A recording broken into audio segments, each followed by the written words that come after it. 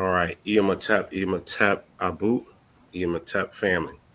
Um, so we're going to have our interview with Seba Bonotchi. But before we do anything, we would like to begin with libations. So first, we want to start with the nature. We want to bring the presence of the nature among us, that may we have strength and blessings and have clear mind. Doing that too. I like to call the presence of all the ancestors, the Hot, those who come before, the Aku, the all the Shepsu, to come into our presence, those who are venerated ancestors, those who have sacrificed for our well-being, so that we may have knowledge, gifts, life, prosperity in these days. Doing that too. I like to call upon the presence of those unknown to us who have done good deeds for us so that we may live, have life and prosperity and health. I like to call their presence into our space. Sure. I like to call the presence and the spirit of understanding, the spirit of intelligence, the spirit of open mindedness to come into our space, that this may be enlightening to us here on the panel, to our elder, to all those listening, and that we all may grow as a result of this interaction, learning, and teaching. Duaneta, Duaneta, Duaneta, Duaneta, Sure. Sure. Dua, Dua, Ashe. Duau for that. Send Sonjedi, send Nefer. It's a perfect way to bring this in. Um, y'all got a good one tonight. Baba, we're gonna let you take it over here in just a moment. But thank you for joining us, to everybody who's here, and those of you who will join us later once the recording is archived.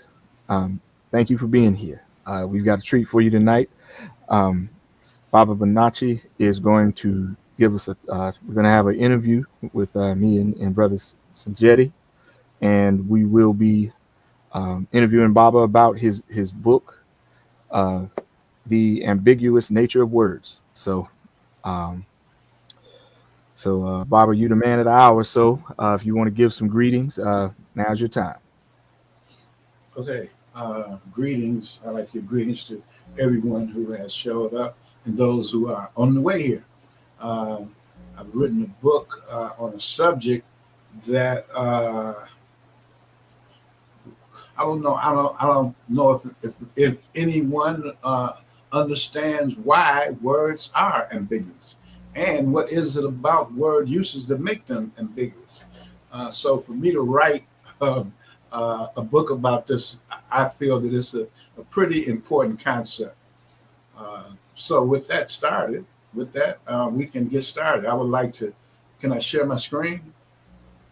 Oh yes, yes. If you go down to the bottom, and you'll see like Yeah, there's like it's a TV in the middle with a plus sign on it. I see it. I Yeah. see it. Mm-hmm.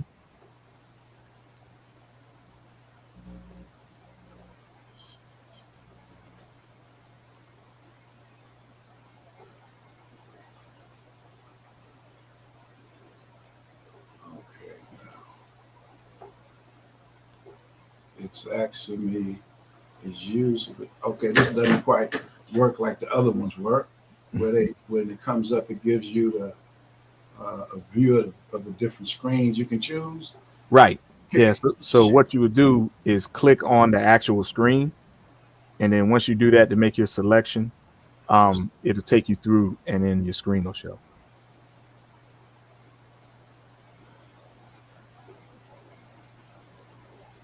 okay. My options: slides and PDFs, extra camera, video file, image file. Okay, let's see. I have a PowerPoint. Okay. So do you see like the option where it has like it says screen? Oh, share screen. Okay. Right. Yeah. That's the one you want to hit, and then when you click on it, select it. Um, it you can share from there. Like you could hit the button and it'll share.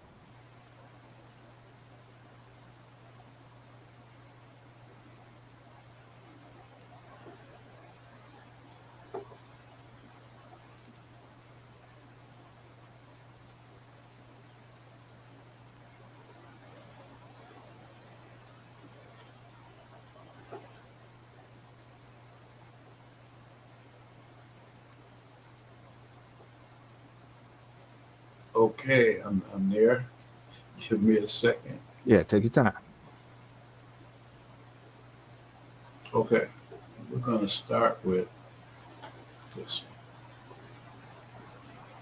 Okay, I'm going to start with my introduction, because the introduction pretty much, sets out what it is in this um, paper I'm trying to do.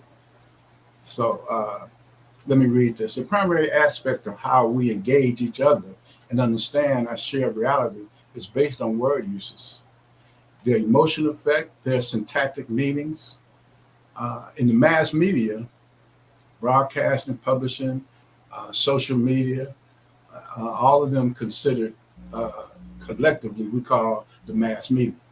A person is bombarded with a ton of words whose uses and meanings are designed to initiate ideas and generate feelings in order to manipulate behavior. For instance, commercials use words to influence how people spend money. As you drive, words employed by road signs initiate ideas and generate feelings to manipulate your behavior to drive safely. But all this is just showing you how words are used, or I should say, it's an easy way to see the connection between words and behavior. So that's one of the focus I have in this book, is to point out the connection between words, emotions, and behavior. I should say between thinking, emotions, and behavior. By way of the African language Medu Nature, which I translate as the words of nature, I explore the idea that thinking, our internal dialogue, and word uses generally involve emotions. Now, this is something that is a little new in terms of, like, in Western society, we tend to divide emotions from everything. So we really don't see the importance of emotions in Western society, even though Western society's word usage, as I would show, is not really based on logic. It's based on emotions. But okay, that's going to be a interesting subject. I hope uh, to generate some inquiries in your mind about how words, emotions, and thoughts all function. Based on this language, meta nature, I suggest that words are emotional constructs whose use is fueled by emotions. The words you write or speak represent your emotional state of being as you express them. On the other hand, in Western society, current way of thinking is based on European Cartesian split brain ideology. Deep thinker Marema Ani provides this conceptualization which traces the historical foundations of this mental habit back to the Greeks. Many African deep thinkers have commented on the Europeans' ontological habit of splitting and dividing reality with words and ideas that are not actual physical events. Now, this is very important and one of the major points of this paper. And this is how Europeans use words, different than the way Africans use words. And Europeans tend to split concepts, or I should say, they tend to use words to invent concepts that really have no physical representation. So the one I love to use is I ask people to define what is natural as opposed to unnatural. And it's really a crazy concept. Another one is live or dead. Uh, uh, these are problematic ways in which Europeans split its reality. Something being natural or unnatural is really a very subjective thing. Most of the time, when people think of things as being unnatural, they like to say that they are man-made. Well, isn't man a part of nature? So how does man-made make something unnatural when man himself is an aspect of nature? So it becomes very problematic with some of these European concepts when you break them down and really see what they mean. You see that we have a word here that we use in a very problematic way. But there's a lot of words like that. Okay. I'm not going to read all of this. Okay. These split brain ideologies Dr. Crothers labels them fundamental alienation.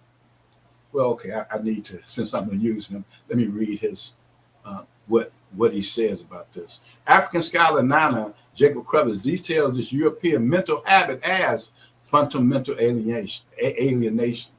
To understand to underscore this contention, Crothers maintained the classic European culture was characterized by fundamental alienation, a worldview that perceives conflict as being endemic to the human condition. One aspect of this view is the belief that nature is a primary adversary of humanity, and by extension, humans must control nature, thus besting their nemesis. So we see this if you read early European thinkers and stuff, you will see that this was a view of reality that they developed starting with the Greeks, and that it's become very problematic because they have given us artificial definition. They've given us artificial separations, once again, as I keep saying, that doesn't really exist in nature. Okay, these split brain ideologies and fundamental alienation allow one to conceptualize that one's speech is separate from one's hearts and feelings. Thus, a person can say that their written or verbal statements do not express or represent what is in their hearts and minds. This also illustrates two different ways of perceiving how words function and the nature of reality in general. One is where words are expected to describe the nature of our shareable reality, as in road signs in most normal conversations. On the other hand, in European societies, we also have words used to sell stuff in the service of capitalism. Now, capitalism, that's a very benign term. Capitalism is worldwide racism. Is worldwide white supremacy. And we have been taught to use words like capitalism, which really doesn't explain how this system works. So capitalism, like I said, better term is worldwide white supremacy or just worldwide racism. In the service of this, what we call capitalism, to promote living under the myths of white supremacy, and thus too often not as accurate descriptors of reality. This is something that we really have to realize, and that is Europeans use words to promote their worldview. That's it. All of their conceptualizations, all their social constructs, the intent of all their social constructs is to make people live under the myths of white supremacy. So in this paper, I use the words of Doma. The Domas are initiates of African ancient oral tradition and the ancient Meta-Neter language and African deep thinkers to illustrate an African ontological way of knowing. Nana Ifa Crothers referenced her husband on this aspect of the African worldview. First, there is a distinct universal African worldview. Secondly, the African worldview is the only viable foundation for African liberation. We have to, this should be said over and over again. The African worldview, not these split brain ideologies that we bring to the table based on our European training that we tend to want to validate in African thought. They just ain't there. The African worldview of the universe is based on truth that man, nature, the universe, and God are in harmony.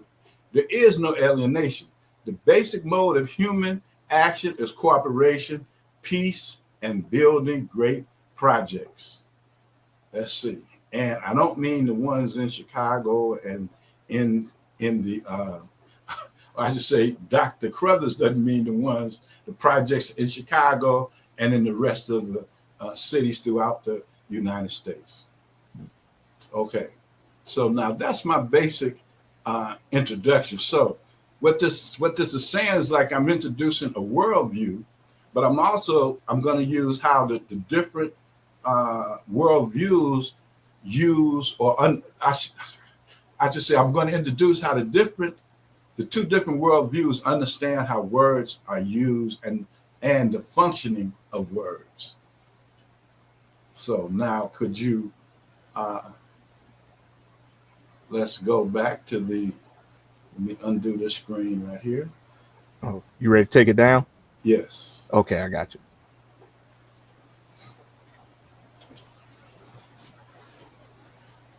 Okay.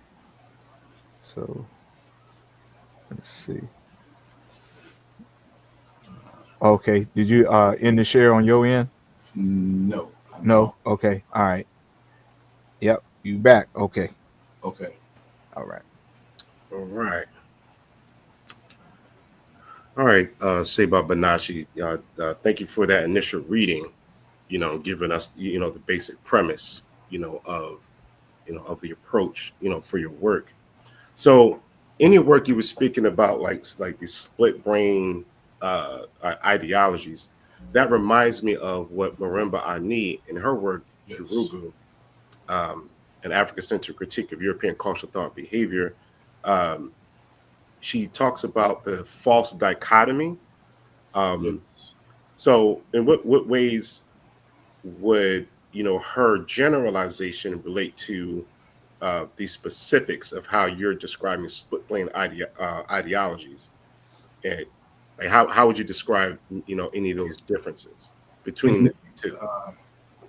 in the book, I quote her and I give a reference from her work in Urugu, where she goes into the history of how this split brain thinking comes about.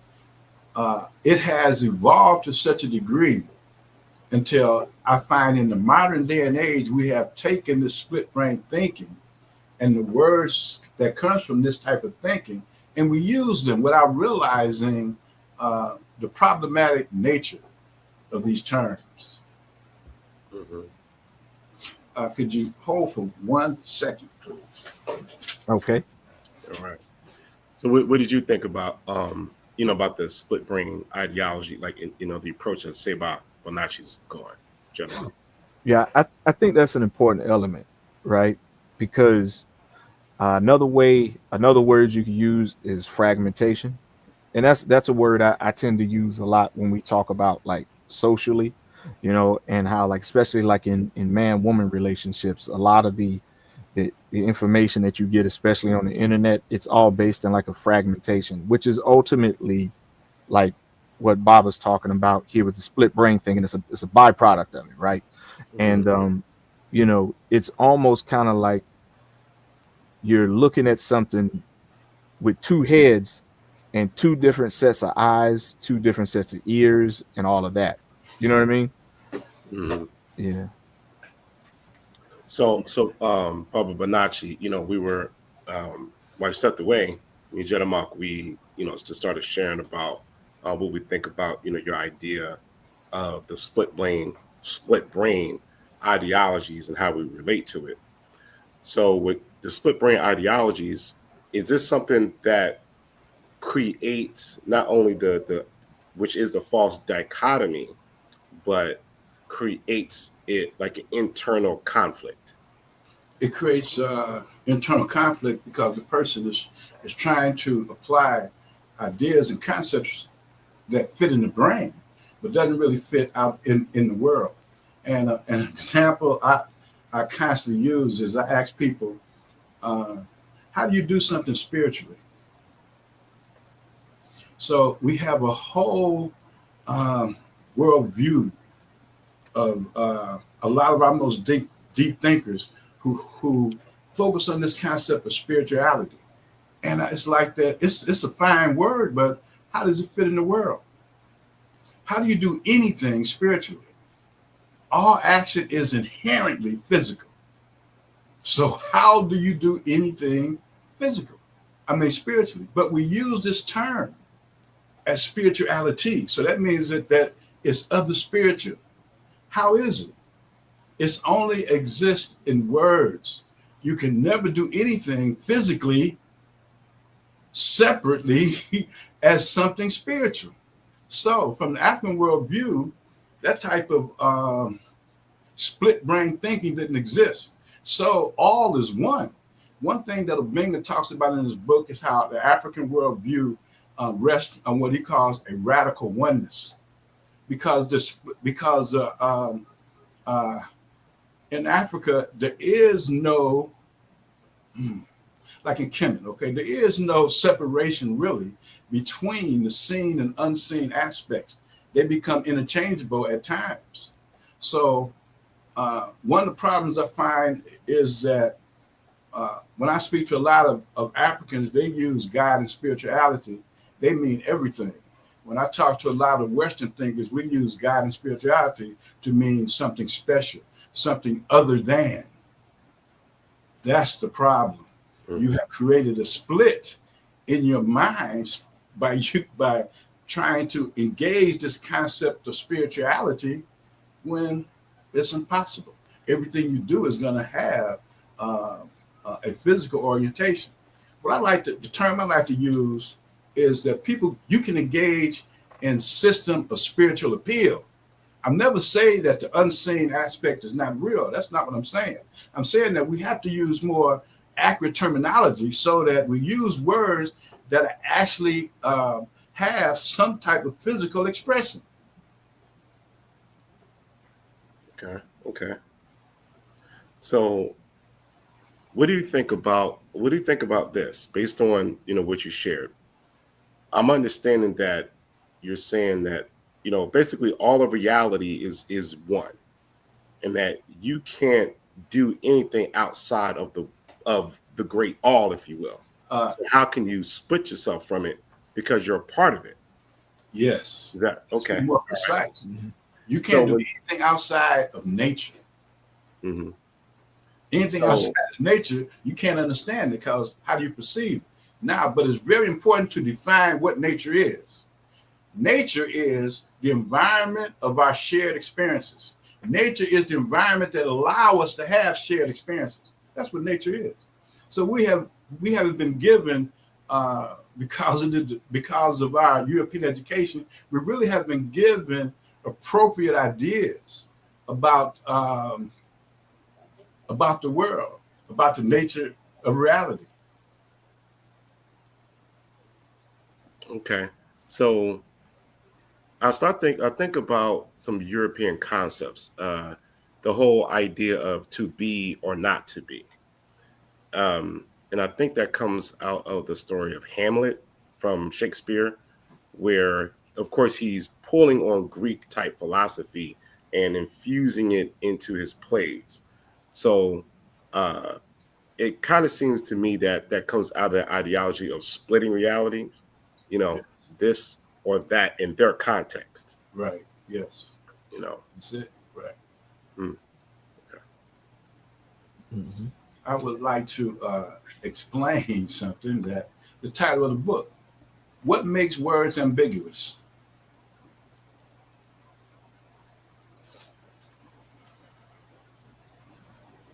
Oh, you want to share your screen again? Well, okay, yes. Okay. All right. Okay.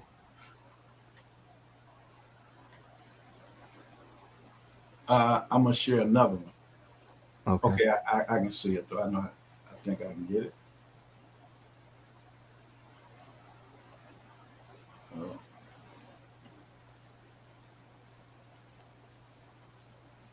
Okay, well let me start talking while I do this.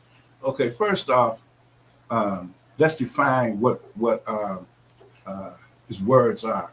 Words are the phonetic and graphic uh, symbols, that abstract symbols that we use to discuss, define, and note our experiences in nature.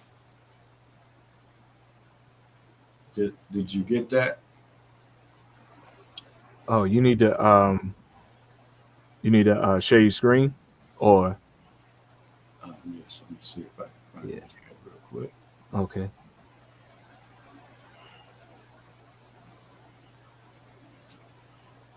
Okay. Yes. All right. Going down into the arrow. I mean, box.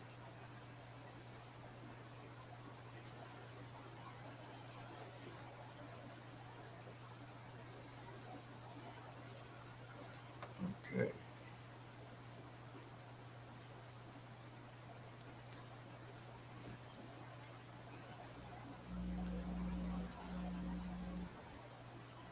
I think this is the right one. Okay, this is it. It's about while you're looking at that. Um, I thought about something, where you spoke about. Okay, all right, that's up. We'll come back to my comment. Okay. Words are ambiguous because they are only metaphors, such as stand ins for what they describe. Words infer meanings on and to things, but they are not those things themselves. Words do not connect to those things that they reference in any physical manner. Words are only abstract, phonetic values and graphic representation of things. Words are not the things that they represent. Words connect to uh, words connect us to nature by way of our minds and behaviors. When words have to express concepts relating to truths or facts based on a shared uh, uh, experience, words have to relate and refer to something actual. Thus, terms used to speak truth must have some verifiable physical expression in our shared reality of Mother Nature. So that's why words are ambiguous, because we use words to reference things, but they are not those things themselves. People tend to, especially in this society, because we are so in love with the written word, until people don't realize that the words are not really the things that they relate to.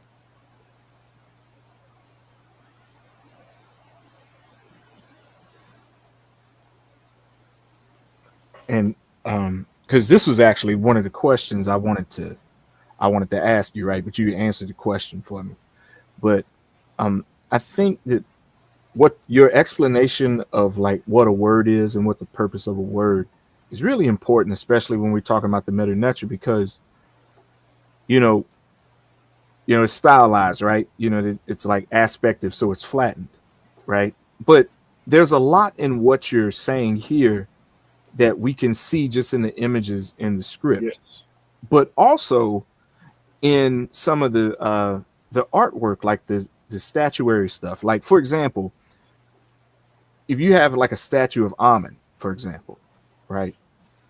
You hear these stories that come out of like 19th century Europe and like from the Greeks and all of that 2,000 years ago, and they would talk about the Remetch like worshiping statues, and like even you go into the Bible, they're talking about idols and all of that other kind of stuff. But the fact of the matter is, you can just tell from the way they approached their written expressions that they understood that when you when you render an image of a bird, it's not the actual bird, right? It's a core element of the script. But also, like going back to the statue of Amun, the Remetch understood that the statue is not Amun, right? It's Yes. a statue of Amun, right? I think that's really important because there's aspects of their worldview in what you're laying out here, and we can see it being employed in other aspects of the culture. I just wanted to point that out real quick. And if I may, um, veggie back, off of my Yeah. brother here. Uh, so when we're looking at the meta nature symbols, uh, we know that the word symbol itself, it comes from a word that means like to mirror something. So the symbol is not the thing that is mirroring; it's simply reflecting it, if you will. Right. Mm-hmm. You know what I'm saying? So I'm thinking about the way that the Remech did the script, which is infused as art as script, and script as art, all simultaneously to relay messages. Yes.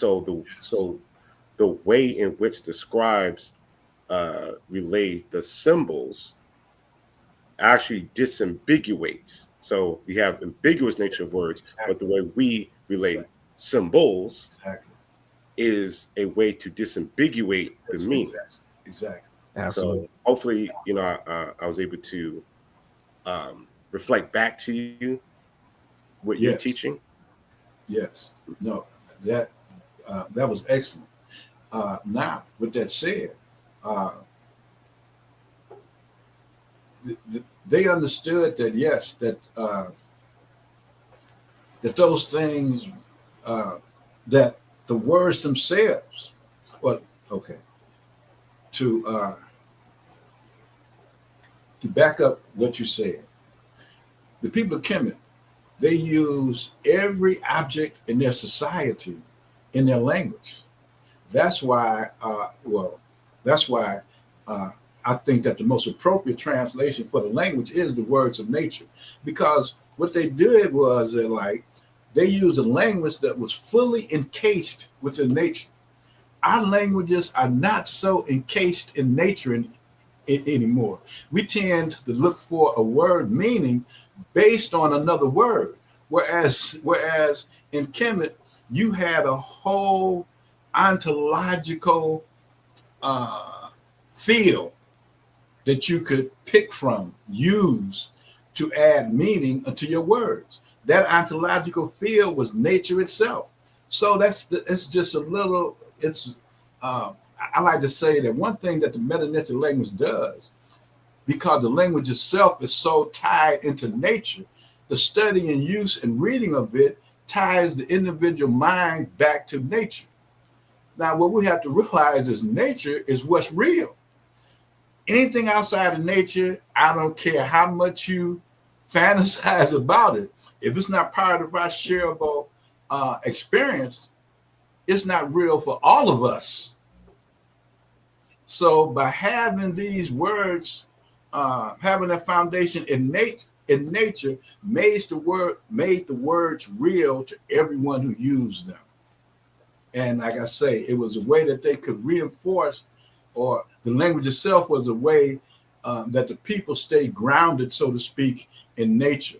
One of the problems that we have with as many people who study Kemet is this focus on, once again, the spiritual aspects of Kemet, whereas we see that that's really a false representation of the people and how they thought, because the language, it's not a spiritual language. This language is fully encased in nature.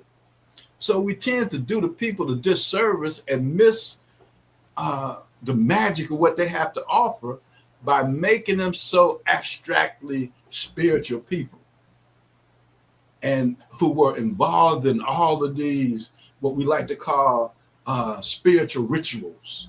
When that's just not how that's not how the culture operated. It's definitely not how the language functioned. So you made me. Thank you for that explanation. You made me think of something. I think about uh, rituals and ceremonies done with, from African traditions, in which I've been a participant in many different ways. And one thing that I've noticed as a commonality is that it's very grounded the concrete, Yes. in concrete reality. Yep. Whereas when we deal with European Orientalism and New Ageism, there seems to be this thing where they begin with abstractions Yes. and then keep you in that realm. Whereas though in African traditions is grounded in the concrete, and then with you go from there, you move into the abstract while Yes. never disconnecting from the concrete. Exactly. Exactly. So you get a holistic experience. So we may use what European ideologies may call inanimate objects, but we know, even still from science, that if a thing exists, it has molecules, which means that It there's moves. movement Yeah. It's rhythm. on a molecular level. So Yes. it's never inanimate. Yes. It's always moving. Even the rock has life because it has movement, Exactly. and that it has vitality. So going to the teachings of the great ancestor Dr. Fukuyao, speaks about vitalism, kimoyo, Yes. right? So when we use words, we do so from the standpoint of vitalism Yes. rather than uh, pure abstractions, but from concrete reality. So would that fit kind of like where you're going, with the message inside of the book? Yes. Most definitely. That's Okay. it. Uh, now let's see. I'm gonna look. I'm going to on the camera here. Page 8. Is it showing? Um, Page 8 on the screen. no. Let me let's see. We got which one is it? Oh, Baba, you can put it like in presentation view if you want. Okay. As opposed to like how like you do a presentation and you hit the button. You can do that here too. If you rather do that instead of just going like slide by slide, it'll fill up the screen.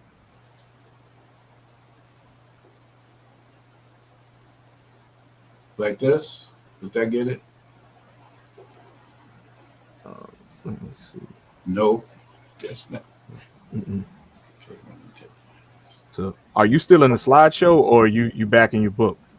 No, I'm in the slideshow. Okay, all right. Okay, on the screen it says showing. Okay, let me stop sharing and try it again. Okay, now it stopped sharing.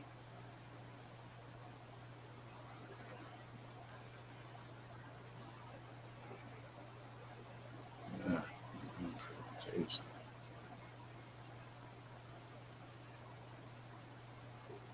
Okay, now I'm back. I'm going down to share screen again.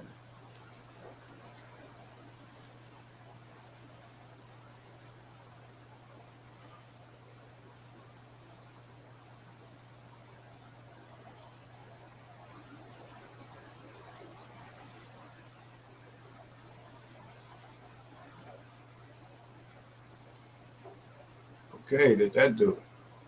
Yep. Okay. Uh, okay. Why are words so powerful if they are only ambiguous metaphors for the things that they represent? The answer will surprise many. Contemplation and thinking, the internal dialogue that provides the motivation and rationale for our behaviors, are facilitated based on the emotive nature of words. The power of words is in their emotional and mental effects. What one thinks, feels, and thus how one responds to a word is far more important than the word's actual meaning. And this is something that this society has really screwed us up on. We focus on not how words function to promote white supremacy. We focus on what the words mean. So we argue over word meaning without realizing I don't give a hell what the meaning of the word is. The word functions to support white supremacy. And this is something that we have really fallen victim to because we have over the years we have lost the understanding that we must define the world for ourselves, and we are almost totally dependent upon white people's uh, uh, advertising, media, and educational system to provide us with words and ideas to use to engage the world by. One of the most, I mean, it's like, uh, what black person came up with the idea, uh, or I should say, with the slogan, Black Lives Matter? Do anybody know who came up with that? I mean, I've heard that there were some lesbians who came up with the term, but I don't know. I don't know. But think about it. Uh, that has to be the most ignorant term that we could ever use uh, uh, to base a movement on. Why? What fool in America thinks that Black Lives Matter? The country is based on Black lives not mattering. Or I should say, Black lives in America can only matter for white people because everything in this society is based on the benefit of white people. So we have a slogan that's called Black Lives Matter. And we run out and shout it when it's a damn lie. Black lives matter don't even matter. Black lives don't matter to black people. So how could Black lives matter to anybody else? But we have this as a call to action.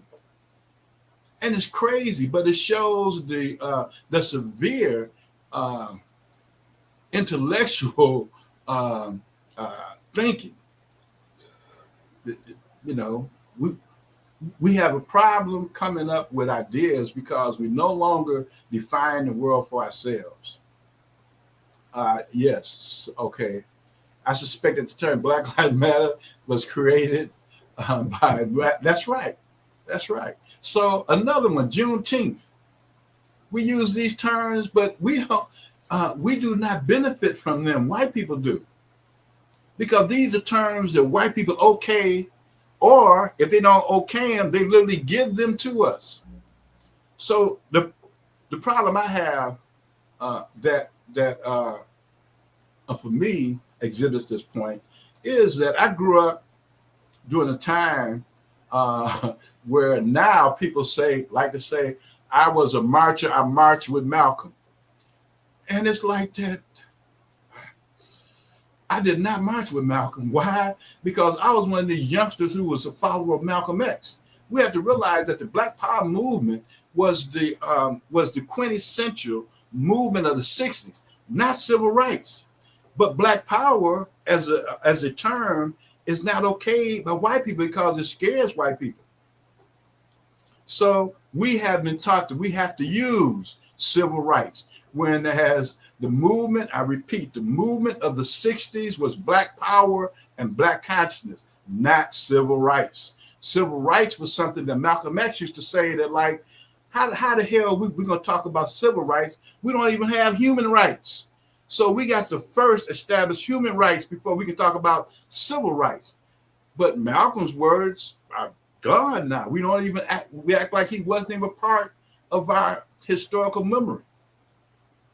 So that's why they have really corrupted our internal dialogue. And this is something that we don't have a good understanding of. Could I play something real quick? I would like to play a poem. What? Now take that back. I like to play some rap music. Okay. I definitely didn't know you were going to do that, so this should be interesting. I was going to play some rap. Oh, you don't think you don't think I know about rap music, huh? Oh, I know you know about it as much stuff as you talk about. Let's see. Let me see if I can find it. Mm-hmm.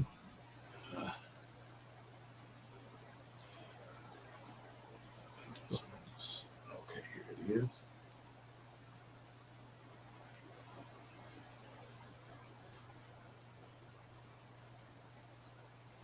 Okay.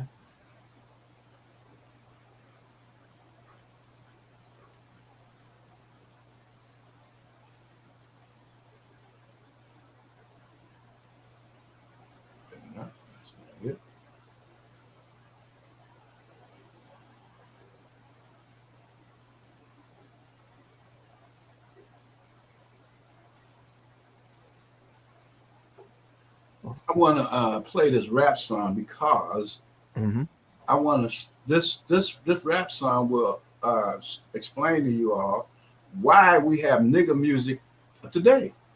Why rap music is all nigga music. If you listen to this song, it will plainly explain that. Also, you have to realize that this rap music, I'm trying to find it. No, take your time, Bob. Take your time. It came out in 1971 or 1972, something like that. So you didn't think they had any rap music back then?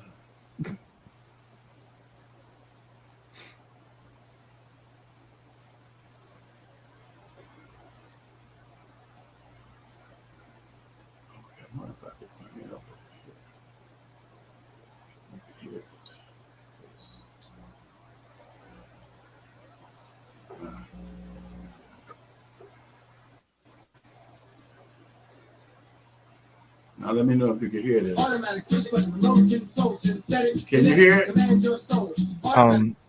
I can hear it, but like the screen's not being shared, but I can hear it. Can everybody hear it?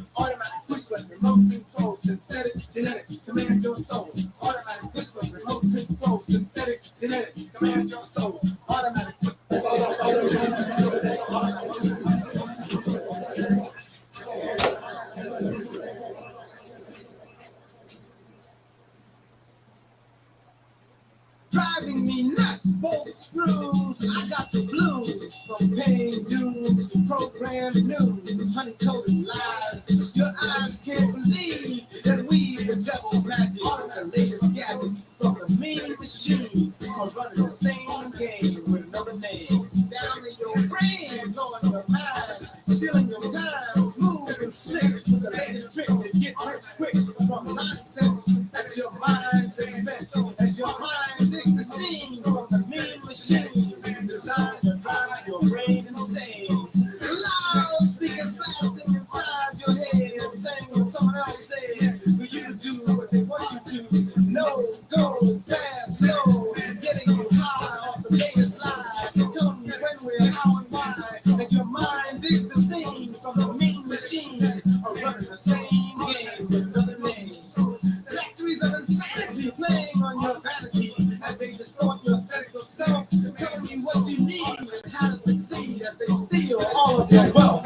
Probing your mind, trying to find how to scheme on you best. From program schools with devilish rules, putting you to the test. They're stealing devices sold at high prices, designed with you in mind to buy as they kill you slow. Some of y'all don't even know y'all paying the machine to die. Making eyes lies, dressed up in disguise, in forms of various kinds. Treachery and deceit the people must defeat in the battle for free men's minds. For complete domination is the goal of this nation, of all free thinking thought, and those who oppose will be killed by their foes. The bosoms whose souls have been bought. Transplants to revive the living dead, replacing the truth with lies instead. Newspapers, radios, TV, spreading lies across the 7 seas. Robot men, computers arranged, spaceships, cars, trains, and planes, all calculated to blow your mind, moving faster than your sense of time, living luxuriously soft while the people slave hard, but the devil would have you believe he is God. Chemical drugs that keep you high, while a mean machine creates another lie for power, glory, and worldwide fame, while running the same game with another name. It's a computer's equation for worldwide invasion that comes in the name of peace and goodwill. All of them are lying, they keep on trying to set the people up for the kill. Population control of the people with soul all over the planet Earth, manipulating their will with a tiny white pill to control their natural birth. Behind the scenes scheme, serving the mean machine's dream of conquest and world domination from the farthest depths of the universe to the smallest earthly nation. We are sonar, laser beams, jets, tanks, submarines, megathon, H-bomb, napalm, yeah! All this shit will kill you fast. All products of the mean machine, the devil disguised as a human being. And he would even... So this is during the 60s, right? Youth, black youth was listening to this type of music, was tearing up Detroit. Yes, Detroit. They were tearing up American cities. We would listen to this type of rap music. So they made sure when rap music came back around that they would control it and turn it into nigga music. You cannot understand how hip hop transformed into nigga music unless you understand the 60s and the type of rap music that black youth was listening to as they was out here tearing up Detroit. I keep saying Detroit. As they was out here tearing up America's streets. So you best believe that we have nigga music because niggas are only gonna be out here tearing up each other, not focusing on America. So you should go back and listen to The Last Poets. And like I say, you will Last Poet, Gil Scott Heron, you will realize why we have rap music as nigga music today, because they understood that during the 60s, this type of music just fired the minds of black youth, and they could not handle it. White America could not handle it. Mm-hmm. And that song that Baba just played, if I'm not mistaken, it came from the album This Is Madness, if I'm not mistaken. Okay. Yes. Yeah. Mm-hmm. Yeah, You excellent. know, when I think about you know, that era, and I think about even today, you know, rap music, you know, hip hop, etc. I'm not sure if you're making a distinction. I know today I think about, you know, people like Richard Raw, hip hop artist out of Delaware, from Wilmington, Delaware. You know, I guess they call it conscious rap, if you will. You know, where, you know, he relays, you know, uplifting type music, of course, over rhythm. The same types of messages that we hear from Jill Scott Heron. I think about Tahir RBG, you know, brother out of Florida. You know, he puts out really good music. He speaks about you know, African tradition, ritual, etc. You know, I think about, you know, those types of artists. You know, Black Thought. We have Dead Prez. Of course, you know, Nas put some things out as well. Yes. No, I know they exist, but my point is that we don't. I should say that like they are in a minority. The Last Poets was listened to by everybody. Mm-hmm. I mean, everybody. So that like I'm not saying that all the rap music is nigga music. I have a daughter that's about y'all age, and she constantly reminds me of that, you know, and she has throughout her whole life. Is, you know, is to remind me and keep me, or I should say through her, I was able to understand that all rap music was not nigga music. So I'm not, you know, I'm not using that broad of scope.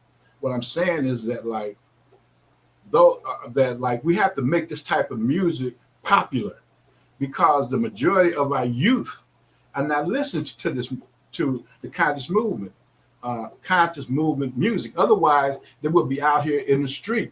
And that was my point, was that like this music was listened to by the masses of black people. That's why all of the youth were out in the street, because okay, for example, anytime James Brown song came on the radio, I'm Black and I'm Proud, I don't care what you was doing, you was stopping, I'm Black and I'm Proud. But you see, that type of music was destroying America. It made America scared. The last time we had this type of conscious music was, is reggae. Reggae was the last conscious movement music that we had that had mass appeal. So now they have the music so separate until the music. It reminds me of the internet. The internet. Folks used to thought that it was going to be a place where people came together, had, you know, discussions and debate. It became the place where you meet with people who think like you. The music industry has become like that. They have fragmented so much until you can find people who think like you. You can find music of people who think like you, but the masses is controlled by a devilish industry of hip hop. And that's the problem. I'm not, you know, I agree with you that, you know, that there is some good hip hop music out here. Mm-hmm. Yeah, dua for that, Baba. So there's something else I want to get some elaboration from you regarding the content of the book.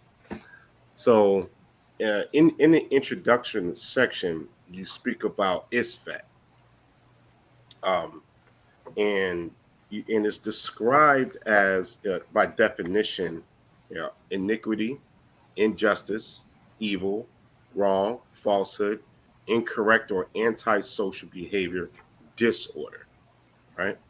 Yes. And and then you further go on to explain that it's a description of white behavior, um, and of those, and even those who think like them. Yes.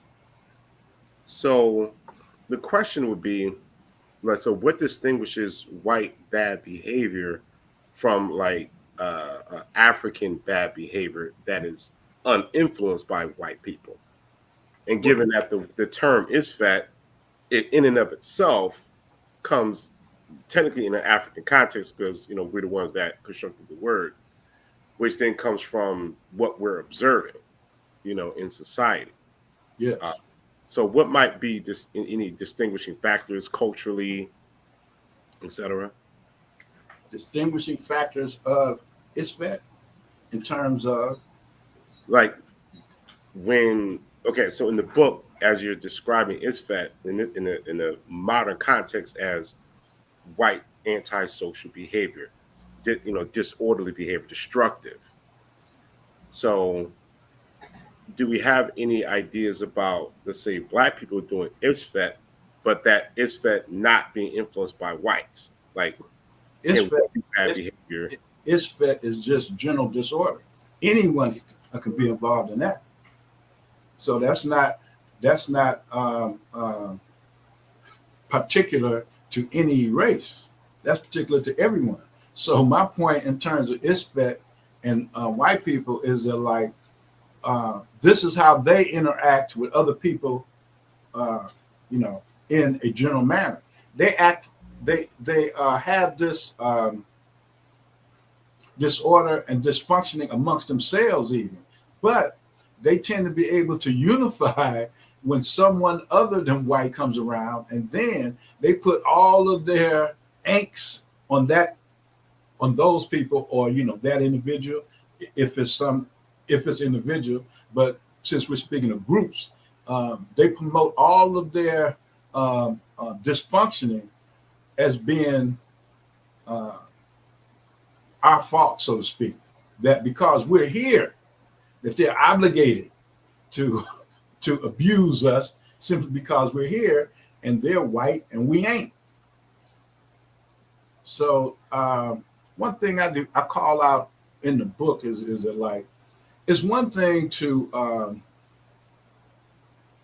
uh, it's one thing to come up with laws and things like that to promote your own self, right? We understand that, but they will punish you for not being um, a promoter of their worldview.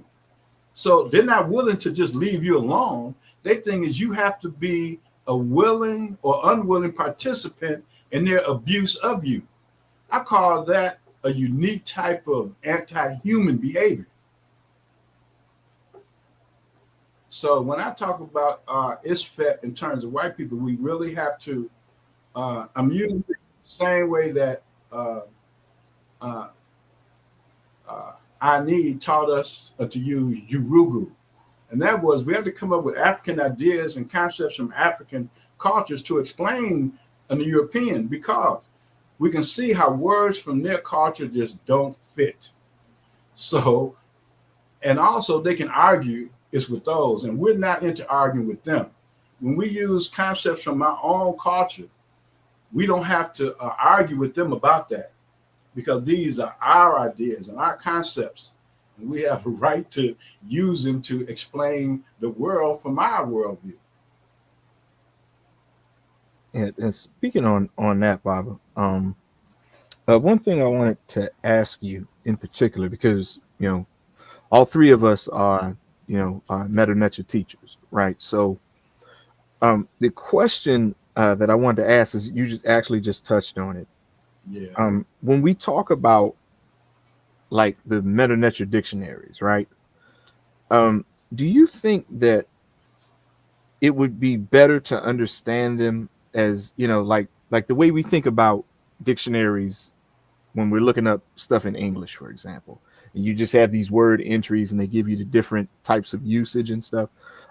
Even though the meta nature dictionaries aren't really all that different from that, do you think it would be more effective for us and our students to think of the words that are in the dictionaries as concepts as opposed to just like word entries? Well, okay. Yes and no. I mean, they are concepts, so you are correct about that. But when you're first learning, you're not that sophisticated. You're really just looking for words that you can, use and understand. So uh, I think it's vital that we do look at them as a standard dictionary, and that's for words. And one thing I used to do was just read the dictionary, because you have to, in terms of the meta nature, uh, uh, is recognition is something that you have to get. So in order to build your vocabulary, you need to just read the dictionary, and in that you're just reading words and definitions, and you're not so much focusing on the concepts. As you start to translate, you find that when you have to put the words, when you have to translate the words in context and and provide some type of logical understanding for what it is that you're translating, you have to start to understand them as concepts. One thing I tell my students is that uh, you're going to find that you have to get away from the dictionary in terms of just depending on the dictionary to tell you what a word means. After a while, you become skilled enough to understand that, like, how did the people who made the dictionary make the dictionary? By learning the language and then translating text. And they say, this word functions like this. This word functions like this. Well, we do the same thing. So after a while, you will start to understand that, I'm not just looking at words here. These are concepts. But these type of things, it doesn't happen right away. One of your questions that you asked me, I found very interesting. That was, what can we do to encourage people to learn this language? I think it was something like that, right? Right. Yeah. Yeah. And I think that nothing. Because I mean, of course you can, but what I'm saying is this, right? We're not looking at the problem. We're trying to provide an answer for something that we're not even conceptualizing the problem. The problem is that, like, we have a whole that our youth has been niggerized. They're not interested in nothing, especially something that involves study. I mean, they have made it so that school. Uh, um, okay, I know there's a habit that you have when you get old. You have so many experiences, right? Okay, I taught school for a while, but I taught online school and for years, right? Uh, and the school was recruiting students who didn't enroll in school. Well, I said, well, this is not going to be this is not going to work, because eventually, most kids go to school. What surprised me was, like, yearly our enrollment increased because kids were just saying, "Fuck it, I'm tired of school. I'm not going. I'm out of here. I got to find something easy."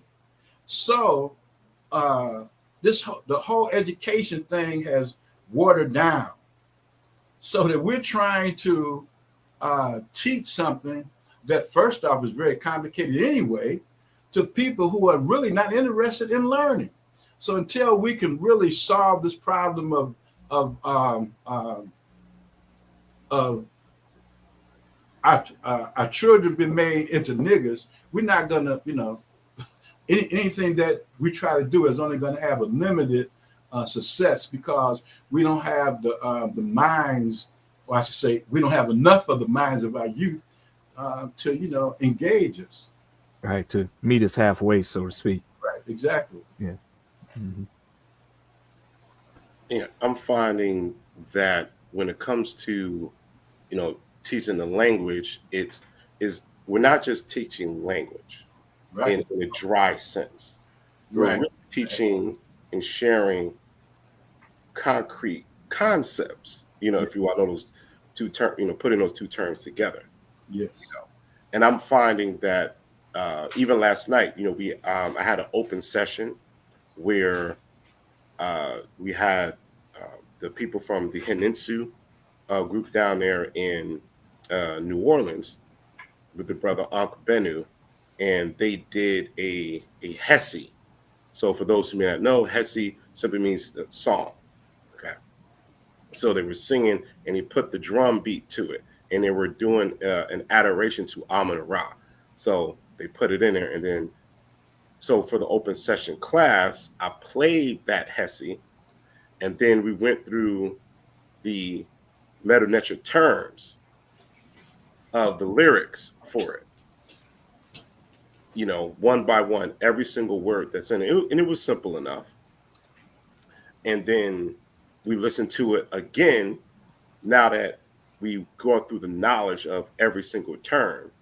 And the feedback was that it was an enlightening experience. So it wasn't dry and rote, if you will. It was engaging. We getting into I'm gonna say while Bob was gone, we got into the spirit. Mm-hmm. While he's gone. He's gonna say, what is spirit defined at? So yeah. So it was a great experience, but it was concrete, it was engaging. And so that's what we look to do. So so to some of the points being made, when it comes to meta-nature, it's about the teaching concepts, not just flat words. Say. Mm-hmm. Yeah, absolutely.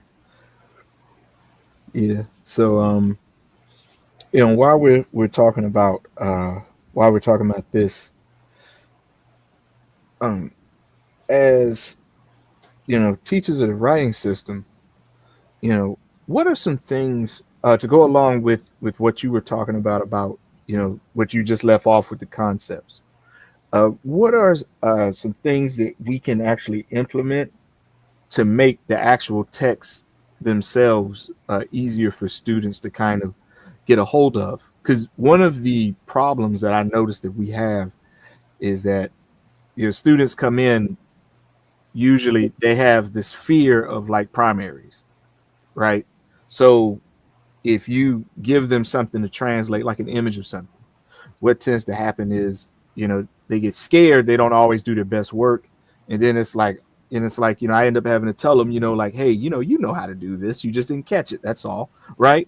So so the conversations are a little different than they would be, for example, if a person has never been being introduced to a newer concept.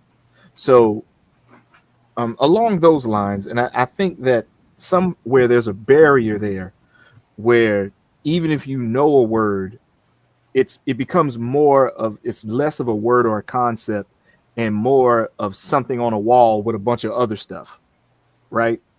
And so I think that maybe that's an issue, but so that's what I just wanted to ask you. What are some things that you think we can implement, to maybe foster their development in that sense? To foster that development. For me, it's always been a thing of is repetition. I like doing things, over and over again. That's a lot of what I tell as my students is that you're not going to understand things the first time that you run across them, and that even if you don't understand them, that you need to just go over them. And as you know, it's when I teach. My teaching method is based on syntax, right?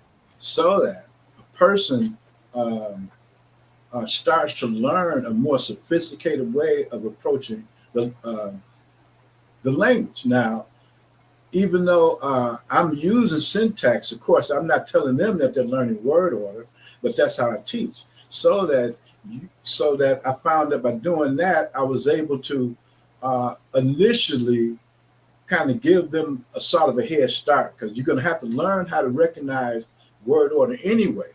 So if I found by teaching that way, it gave them a little bit more confidence, because when I first started, I was teaching, like one word, this means that, but when you use syntax, a person, what is this, Dr. Van? Okay. So when you use syntax, a person learns to recognize more than one word. They learn to focus on form, because syntax, you can learn to first recognize a couple of words, a preposition and a noun. But then also in terms of syntax, you have a preposition, a noun, and an adjective. So when you teach syntax, you start to teach the person how to group, or how to see the groupings that are there already. And that, to me, what I found was that, like, it gave the students a lot more confidence when they started having to explain or translate or provide answers for their exams, that they were less intimidated, because they recognized more of the logic construct.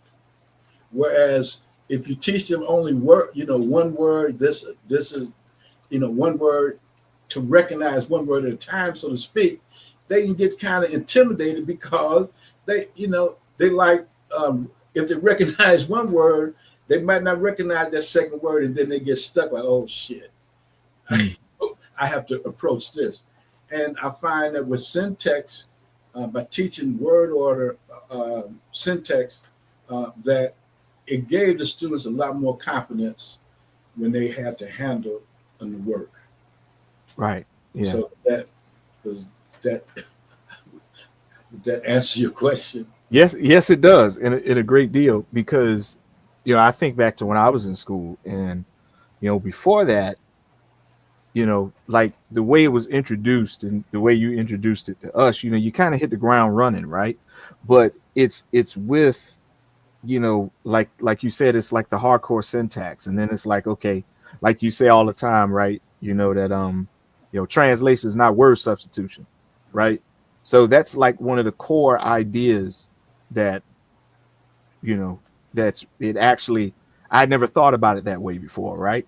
Yes. So for me, that helped me a lot. If I can give my own testimonial, it helped me a lot, because it's one thing to have like a sign list, and you got a dictionary, you got a primary you want to translate. That's one thing, right? But to be able to say no, you have to look at the sentence like this, and then there's these elements to the sentence you have to understand, and if you understand this one, and this one, you can understand them together, right?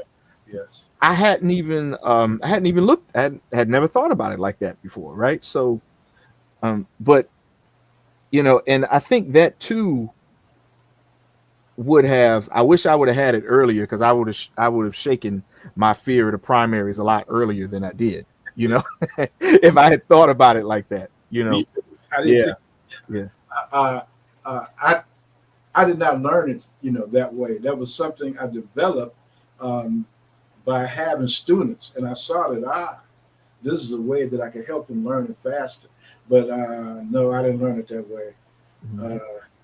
I got beat over the head. I wish some of you could have experienced Dr. Obinga. Mm-hmm. So he was a unique individual.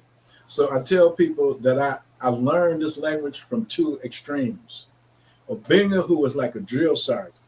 I say that, like, learning Mother Nature from Theophil Obinga, I felt like I was in boot camp. I never felt so naked, exposed in my life.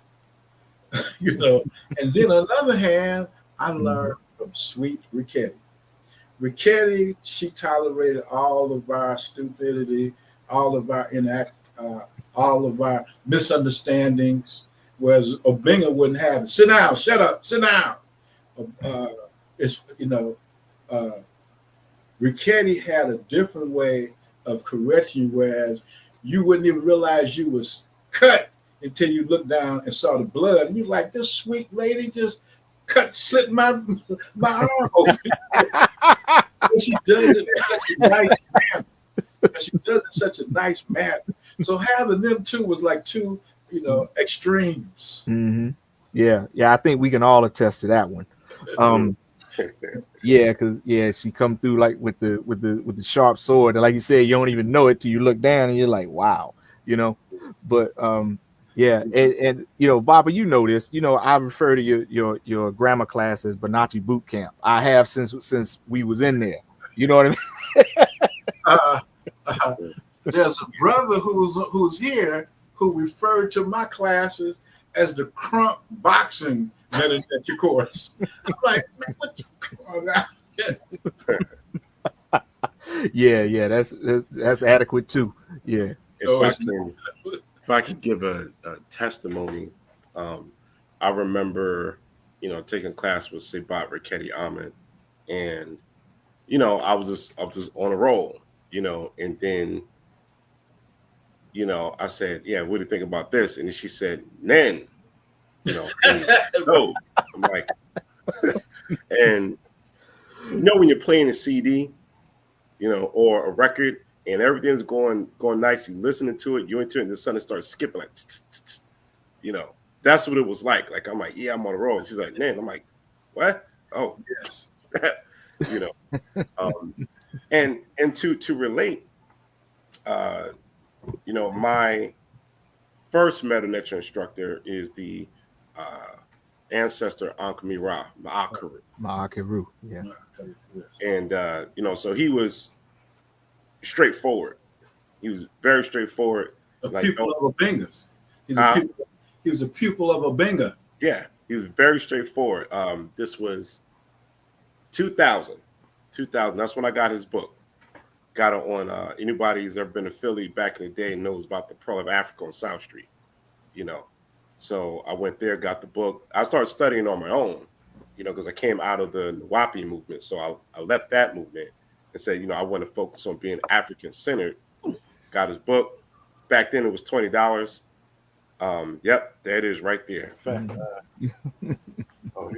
here's my copy right here. Yep, my copy, all torn up, right there. Okay, so yep. Anyway, so I actually met Ankh and at a conference in Baltimore in 2000. Same year, got his book, and I carried this book with me everywhere I went. So this copy is 25 years old, or at least just when I purchased it. And when I met him, I had like 2 notebooks already just filled with metal nature, me trying the exercises, but without a teacher. So I met him and he became my teacher. And we sat down, I showed him my notes. He was, impressed and like, yeah, I've been working it. And then he discouraged, trying to spiritualize everything initially. He said, no, just go directly to the knowledge. Take the mysticism out. So today, I'm still learning his lessons. He's an ancestor. I'm still learning his lessons. And from his lessons, I come to say it this way. If you want to know the secrets behind meta nature, you have to stop looking for mysticism. Yes. When you stop looking for mysticism, then the meta nature will reveal itself to you. And that meta nature, you're having a conversation. Yes. Because people wrote those things in those monuments, those primaries that you talked about, Djedemankh. Mm-hmm. They're communicating with us from the past, from the distant past, and that communication is still exists. So if you're going to interact with it, you have to let go of the mysticism, and then the magic will reveal itself. While it sounds counterintuitive, but this is why you have people who come from a new age perspective. Oh, I'm gonna say 9.999% of the time get it wrong. But they'll be on Discovery Channel giving marketing tools, etc., and lights and glimmer, saying there's spaceships and aliens and hovercrafts and the hieroglyphics, etc. That's not it. So long as you take that perspective, you can't use that to read text. I could tell you Right. this, that my second teacher is Infadisha Jehudimes, Khan Haru Hassan Kamal Salim. Now, the valuable thing about that experience is that we went into the museums. We went into museums looking at primaries. So, here I am. I'm the youngest person in the group. Back then, I'm like 21 years old, learning metal nature, and I will be put on the spot. Sonjedi, read. I'm like, what? And now it's like 20 of us, all in our purple dashikis. And Sonjedi, read. I also have to walk up to the monument and try to read. And of course, I'm fumbling, making mistakes. And then he would go and he would just read it like a typewriter.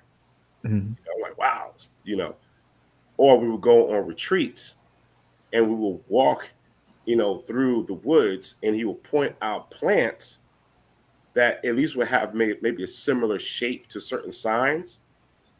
And that's how I learned metal nature, by going outside into nature. He would talk about the pet sign, the sign for the sky. Mm-hmm.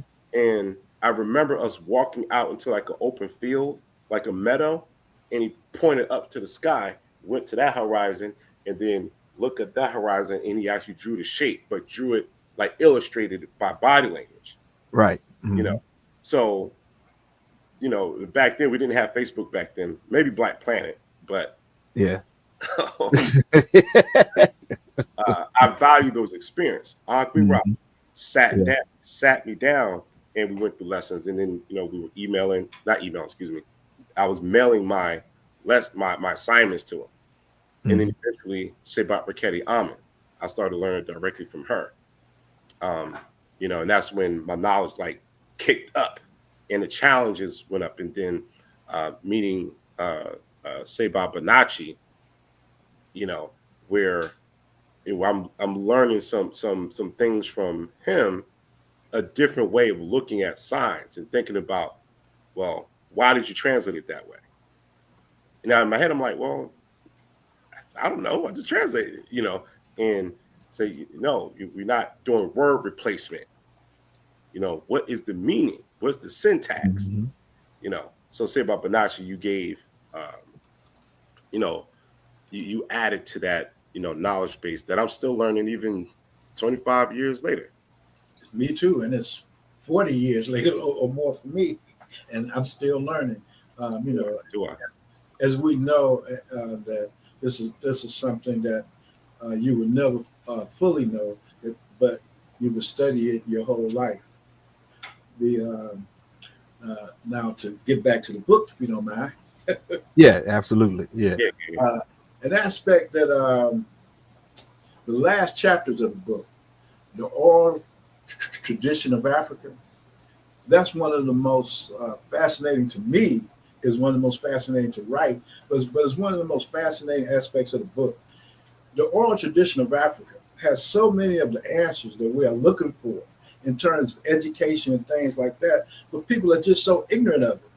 When it comes to Africa, a lot of us who study it from such a European perspective until a lot of the things we need to see, we can't see.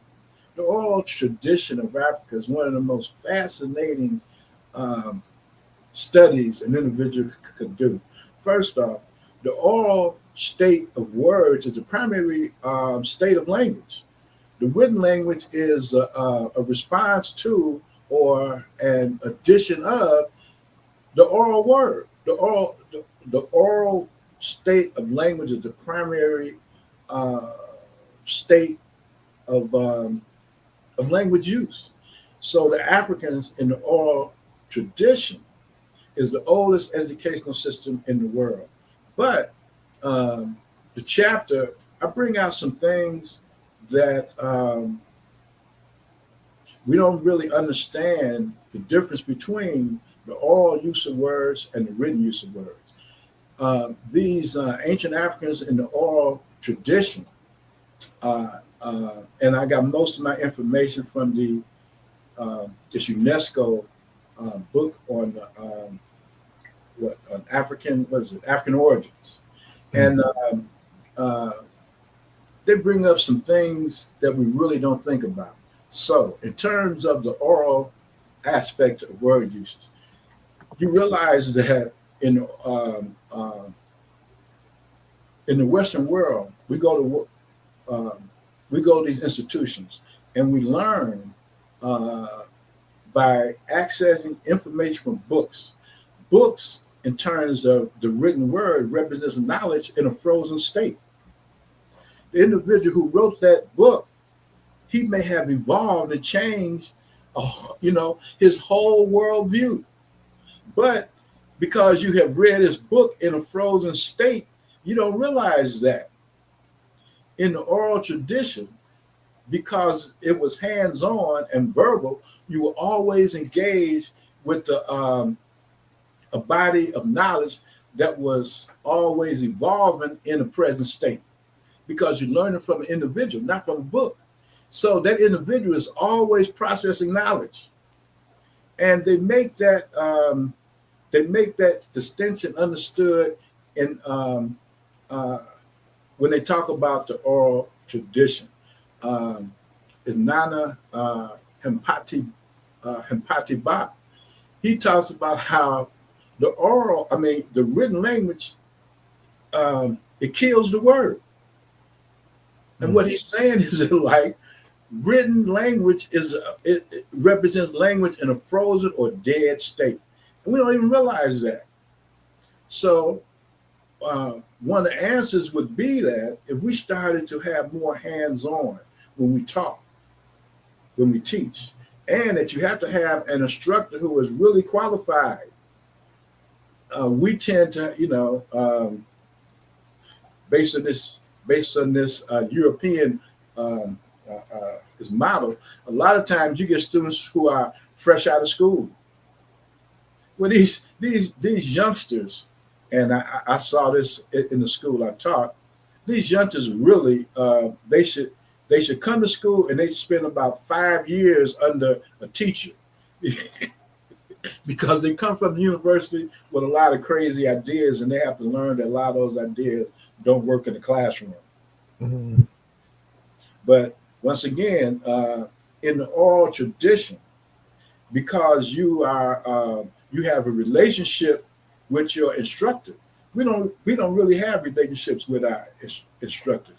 You meet them in school, you deal with them during school hours, and you may deal with them a little bit after school, but you don't really get involved in their lives. In the oral tradition, character was so important because you had a working relationship with the person who you learn from. So if you didn't have a pleasing character, certain doors might not open for you. In this society, that type of personal relationship is not as in depth as it is in oral tradition. You're not really dealing with knowledge firsthand in school. You're dealing with knowledge in books. And this is an example that we never get because, I take that back.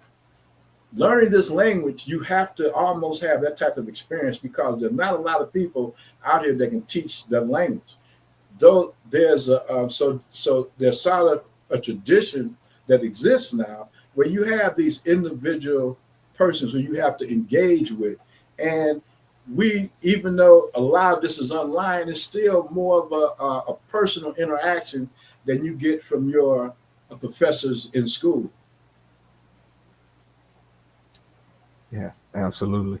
Yeah, I think that one thing you said about the word, as far as like the oral traditions, sometimes we probably should talk about that more because, just in general, because sometimes people have this idea that, oral traditions are like static. And, you'll hear a lot of times, well, if that's in an oral tradition and they didn't have writing, that because it's an oral tradition, you got to throw it out. That's not true. You know, there's research methods for oral traditions now. You know, so they put out the first one like 50, 60 years ago, right?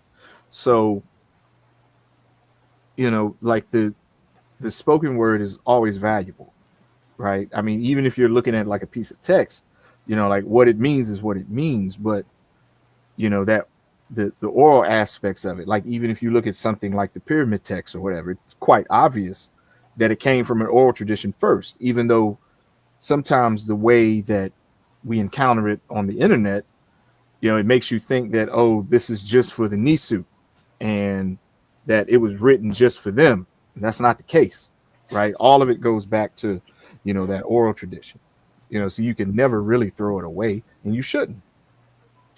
You know, Seba Bonotchi and you, Djedemankh, you made me think about something. I was trying to find the term.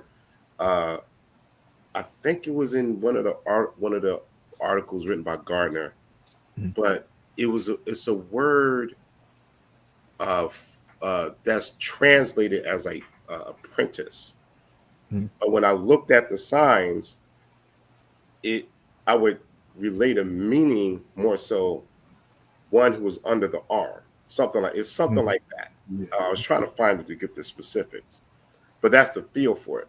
So Yes. you know the relationship, as you were talking about, Seba, about having a working relationship, because if you're under the arm of your teacher, this talks about the closeness, the Yes. organic setup of that exchange, Yes. Yeah.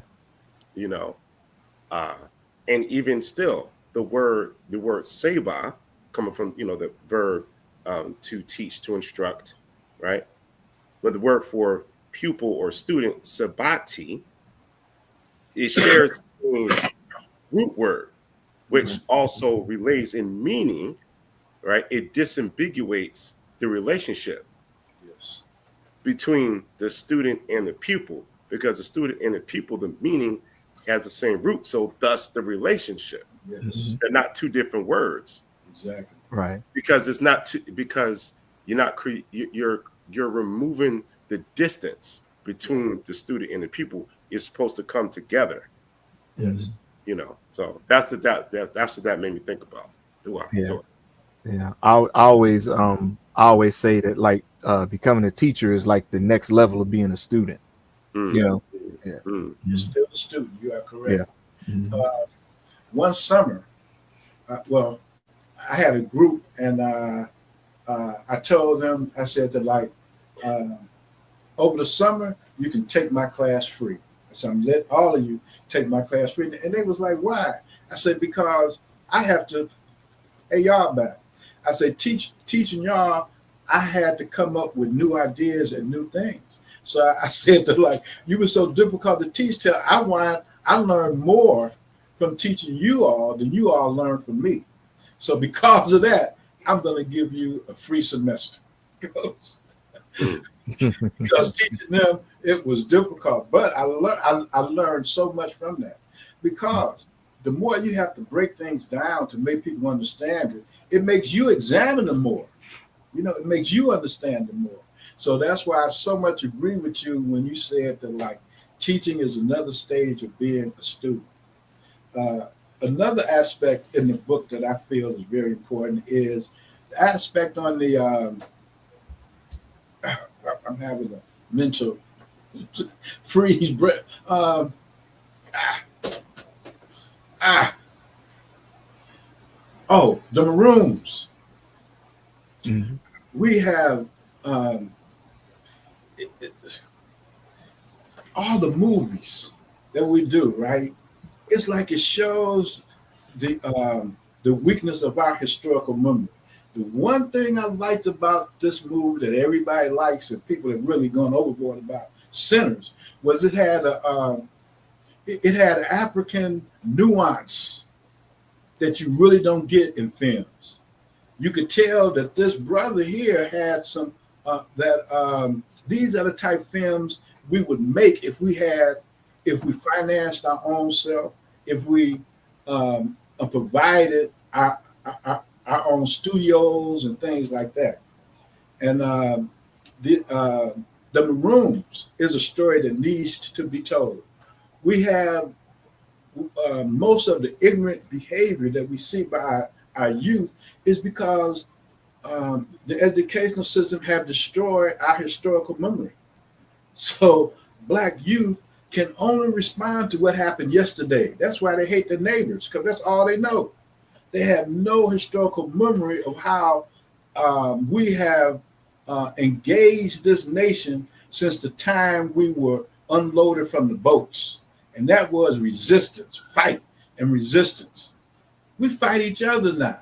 Like I say, this whole niggerization process, that if we educate our youth, and especially if we use the Maroons as a model, we could change the way our children not only interact with America, but the way they interact with each other and us as a people. I think that most of our efforts are going to be almost non-existence unless we change the educational system. If we don't change the way, not change the educational system, but change the way our children are educated. And as much as I understand homeschooling, we got to realize it ain't enough. And one of the major setbacks that was, or I should say, one of the major attacks on us was during the 80s when they destroyed all the African center schools. This happened almost without complaint. Almost, some of the principals and people who ran the schools, they tried to tell people what was going on. Here in Detroit, we tried to tell the people what was going on. And the miseducation has become so extensive until I'm not sure if Black America has a future in America. And I think we have to really consider that. Do we really have a future here? I mean, look around us. So are we happy with, our situations? And we have become almost powerless to change it. We have effects on our little groups, but the African-centered movement was a national movement. That national movement was to correct the educational situation of our youth, to take our youth minds from out of the hands of the enemy. Well, that movement has been stopped, and there's no signs of it happening again. So I'd like to know, since you guys are of the younger generation, what do you think about that? How do you think about, do you think we have a future here in the United States, or should we think about going someplace where we have a much larger conscious group so that we can better depend on each other? Because right now, Black people in America, we don't produce anything, we don't own anything, and we're not trying to. So I don't see I don't see the situation here getting any better for us.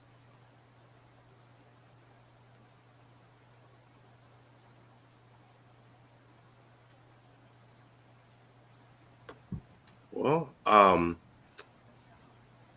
of the position that, yeah, we would have a hard future here, but we have to create the environment that we want. Of course, we have these historical social pressures to prevent us from being prosperous.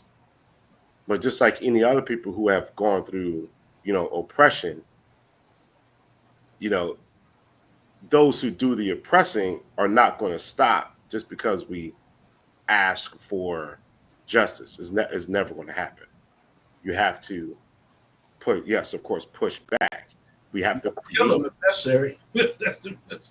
you have to create that reality, whether it's here or anywhere else. Now, Because if we go somewhere else, we may, depending on where that's at, the pressures will be different. we're not doing that yet, but I hear you, but we're not doing that here. There's no movement I've seen for us trying to correct our educational system. I mean, our educational situation.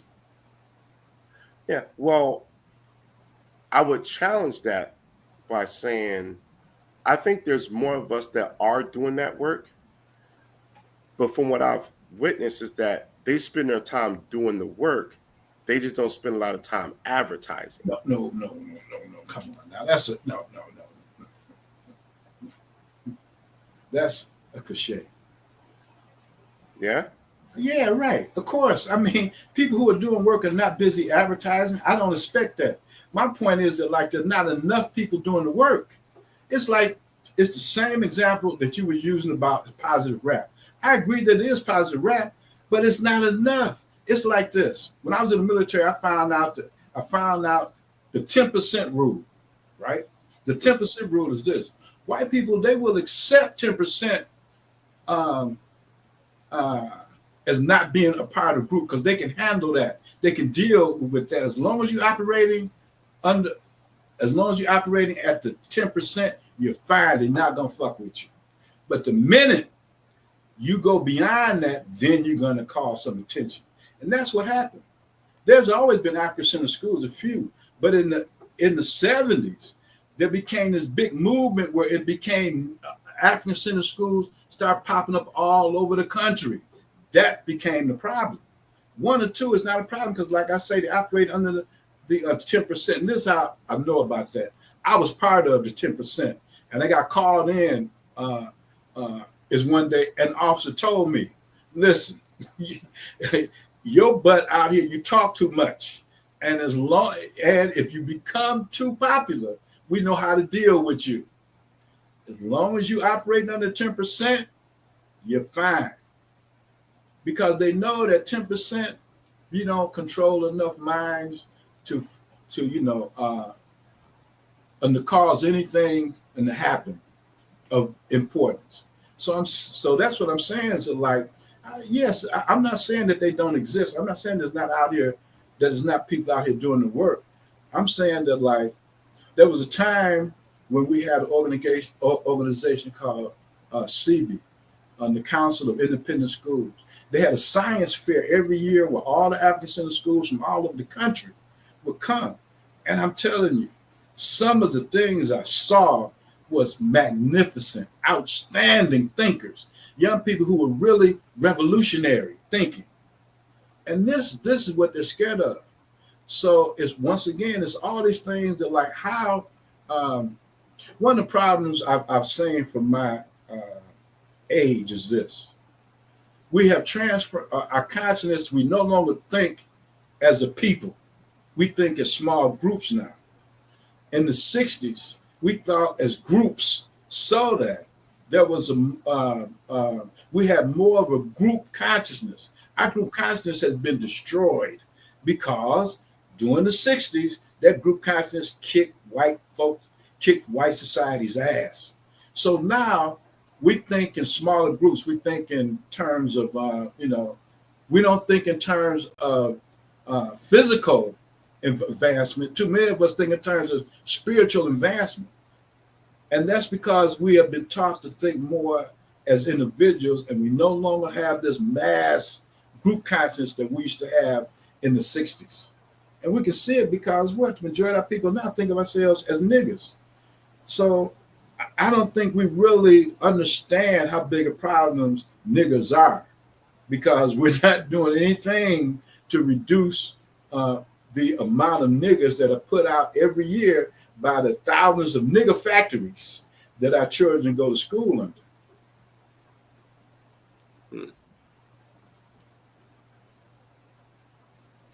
So it's because of that. I'm really, like I say, I don't see a good outcome for as black folks in America because niggerism has become too popular amongst our youth. And everybody talk about the youth of the future. No, the youth is the present. And if we observe our present, we got to see that we ain't doing shit. Well, let me put it this way. That's not accurate. We're not doing as much as we need to. And I don't know how to stimulate the masses anymore because we have lost the voice of the masses.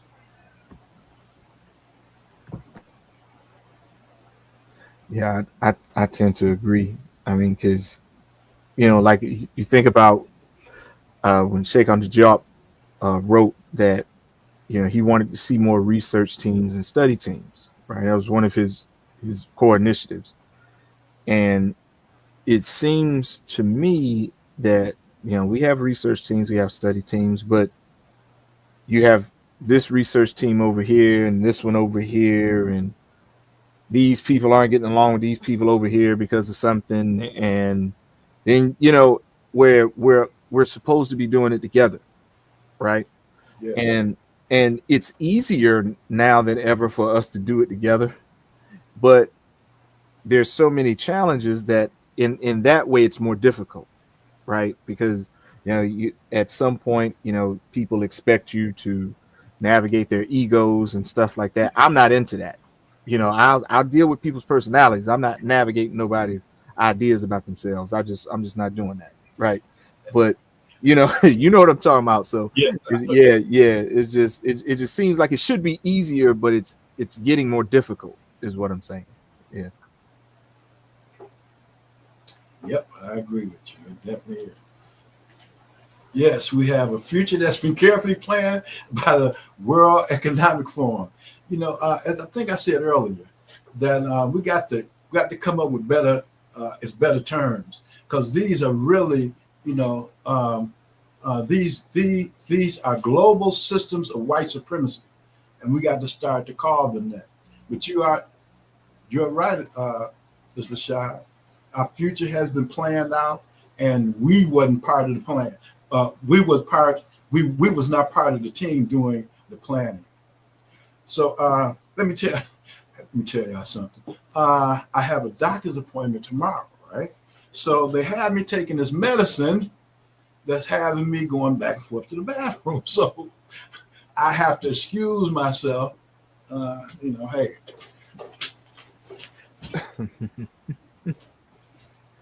Yeah, Well, hey, I understand. But, absolutely. sorry, oh, fly. Sorry. Mhm. Anyway, um, so as Seba was speaking, one of the questions that I had wanted to bring up was how he broke down Kepler.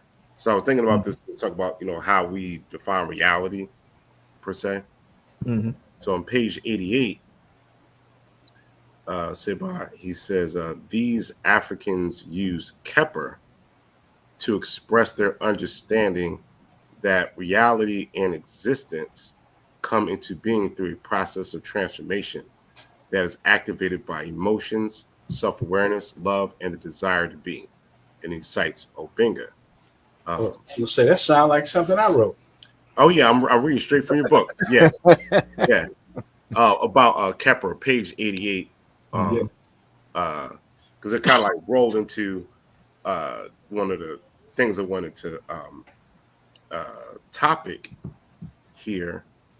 So I'll continue. So, ways to express the concept of the Kepler process are unity becoming diverse, is the unity becoming diverse, Yes. and the spiritual or divine or unseen. And I like how you use word spiritual because that's connected to what people are thinking, but you're giving a greater context. It's the unseen that exists, Yes. Yes. right? It's Transforming unseen that as the physical. So I really like that. I might have to borrow that in one of my classes. Um, be my guest. yeah. So Yeah. Kepler, the transformation process is unique in that it does not posit a creator. So the Most High or God as a cause of all that is. So citing yourself and Obinga. I can appreciate this because in past discussions, in fact, we had a debate um, with those who were claiming to be atheists, right? And so it was Wuja Irima Sarmatep and myself, and this is basically where we're the end of Amara Squad. So I'll go ahead and put that out there. So we said, okay, well, you know what? We're going to do a presentation. We're going to critique atheism and why it's not an African concept, but we're going to call it the gods of atheism. Hey, It was called the gods of atheism. We might do a part 2. Not that we believed in it, but it was a shot. Yeah. So in that, and I so wish your book was published back then. I could have used your quote in that. But Kepler, coming from the verb meaning to be, to exist, and then when it's raised as a pronoun, excuse me, not pronoun, a proper noun. Yes, too. For I'm putting quotes here. I don't want you to tear me up, Seba. I want you to tear me up, quote unquote, for a God name, quote unquote. I'm a heart. Don't kill me. So when it's raised to that level as a proper noun, it means the existence. So to us, what people are calling God, to us, it's existence itself. So how can you be outside of existence? Or how can you be against existence? It's a false, so to use your term, it's split brain thinking. It's a false dichotomy. Yes. You can't be against existence while you're existent. It's an oxymoron. And only those with split brain thinking, utilizing the European ethos of to be or not to be, etc., or that you can exist outside of reality somehow, would think of something like that. I have an experiment I would like to do. Can I get the? Can I share my screen again? Is it already shared? Oh yeah, this is your show. You do whatever you want to do. Okay. You got the just let me know and I'll be on the lookout for it. So I can turn it on the big screen.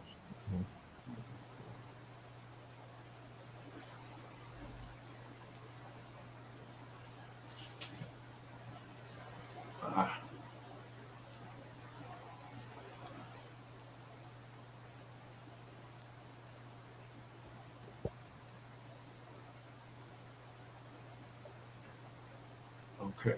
Is the screen up? Yeah, it's up. Okay. So, this real quick. I want to do this experiment. So, what I want everyone to do, I want you to close your eyes. Okay. So, it's not going to move here. Okay, now. Okay, here it is. Can everybody see the screen? Okay. I want you to close your eyes, like we see here on the screen. And I know some of you are African-centered, so I want you to think about God. But some of you are African-centered, so I want you to think about the Creator of the Most High. So you got a good image? Okay, open up your eyes and tell me, when you thought about these things, what did you see? When you thought about God, the Creator, Most High, what did you see? Come on, how about y'all in the audience who did this? What did you see? Type in, what did you see when you thought of God? What did you see? Or can we let them talk? If somebody want to talk, what did you see? Well, I'll tell you what I saw. This is what I always see when I hear that term. I see my great grandmother, Beulah Ford, my aunt Kiru. Every time somebody says the word God, her face pops in my head. It's been like that since I was a child. Okay. Now, other people don't take that as a lead. Be honest. Mm-hmm. Somebody else. What did you see? Nobody else want to open up? Y'all was typing stuff. Terrell, okay, I saw myself. That's a good one. Okay, come on, somebody else. Anytime you use a word, there's imagery, mental image, and emotions is connected to every term. So we have two people. Somebody saw a relative, the other person saw themselves. Anybody else? Well, y'all got some messed up internal, not here, not there, not there. Y'all got some weak mental imagery going on. You need to practice that. Marry yourself, me. Okay. Nothing. Okay. Okay. Now, let me do this. Close your eyes and think about the sun. Now, what you see?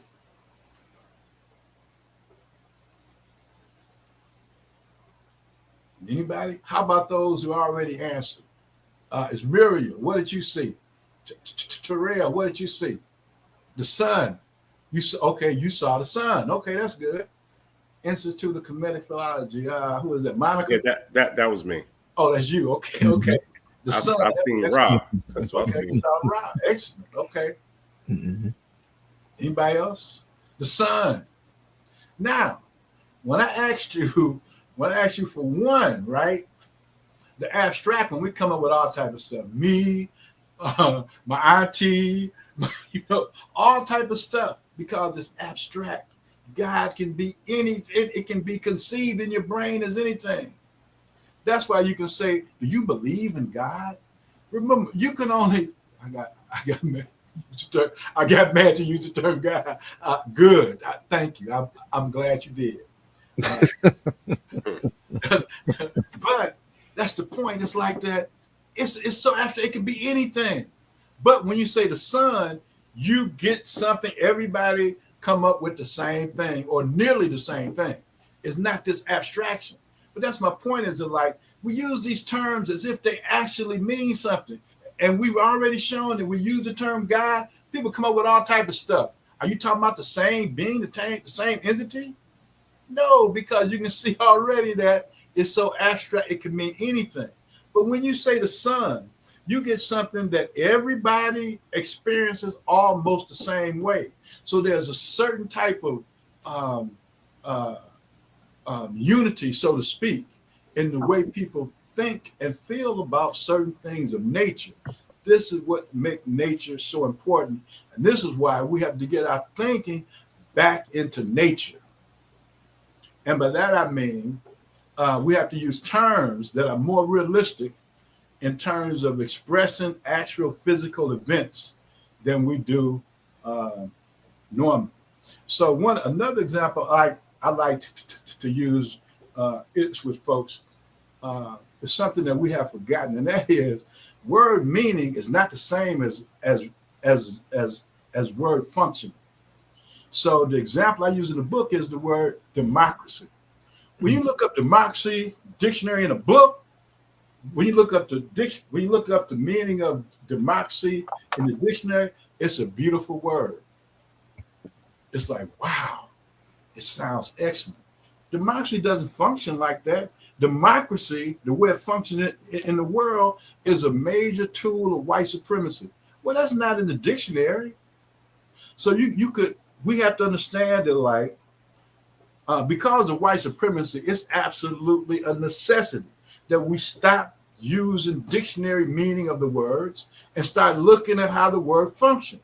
If we do that, we would see that, once again, I'm saying something I've said a zillion times, and that is European thought, European social construct, European words all work to reinforce living under the myths of white supremacy. So that was just a little short example of like the power of words and how that like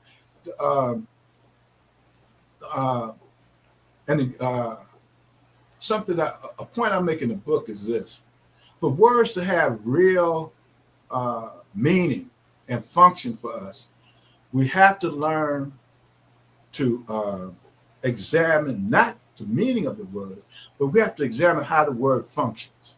Because the word functioning is far more meaningful than word meaning. I don't know if that sounded right, but that's what it is. Word functioning is more vital to the learn the meaning of the word than it is to learn the meaning of the word. So that's we have gotten, like I said, we have gotten away from that, and we just use these European words. And a habit that we have is that we try to make European words and ideas our own, and that's not understanding the functioning of European ideas and social constructs.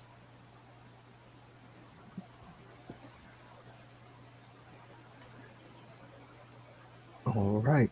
Oh, real quick, Baba, it's going on 9:30 here. I know it's 8:30 where you are. It's 9:30 where I'm at. Oh, it's 9:30 where you at. Okay. Yeah, so all right. Well, I just wanted just doing a time check on you, you Okay. know. If if you Sonjedi didn't have anything else, if you got something else you want to say, that's cool. But I just let me know, and we're gonna open the panel up so some people can come on whenever you guys get straight. Yeah. Certainly, I'm ready for them. So people have some questions. Okay. All right. That'll work. I'll open it up now. Or it's responses, comments, all of the above. Right. We will do that. Sonjedi, you good? Yeah, I'm good. I'm ready Okay. to bring some people in and Okay. open it up. Okay. All right. And let's see. All right. So I'm putting the link in the chat. And One more little thing about the book, and I wrote it so that it could be sort of a learning tool. I mentioned a ton of African-centered scholars in there, and which uh, reminds me of something. On the website, we have downloaded a piece called the Old Scrappers. They represent our our historical intellectual warriors, and everybody should go. If you could put the link in, if everybody should go and look at this video. There's about 50 to 60 African-centered scholars, like I said, old scrappers. These are folks that go all the way back from when we first got here. 1619, something like that, until up to let's see, I guess we stopped in about well, let's see, Dr. Bill and Dr. Clark was still alive when we put the list together. So there would be a lot of scholars. Chancellor Williams, he would be one of the last scholars on the list. But like I say, we go all the way back to 1700s, and to know some of the older scholars. David Walker, he would be one. But all of these are people that you should these old scrappers and the ones I mentioned in my book. The book, like I said, I mentioned a ton of scholars, and I recommend at the end, every black scholar I mentioned in that book, you should go and do research on them, because they offer valuable information that has been neglected by our educational system. So we are unfamiliar with the lives and the energy and emotions of these individuals. They are men and women.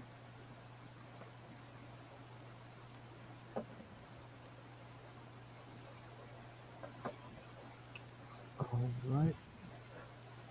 Let's see. Oh, Bobby, you want me to take down the screen share? Yes, right. Okay, I'll take it down for you. Okay. All right. Yep. Now, but a question I had, those individuals I had on the screen, what type of images you think they saw when they closed their eyes? You would see that, like, especially the young brothers and sisters, they're from here, so you know that more than likely they were thinking of Jesus. Okay, no matter what, he would never be respected to Africa. Is exactly. I definitely agree with that. Now, but in addition to that, at this point, I think that we're going to have to start to think about maybe we might have to go back to the African continent to find the type of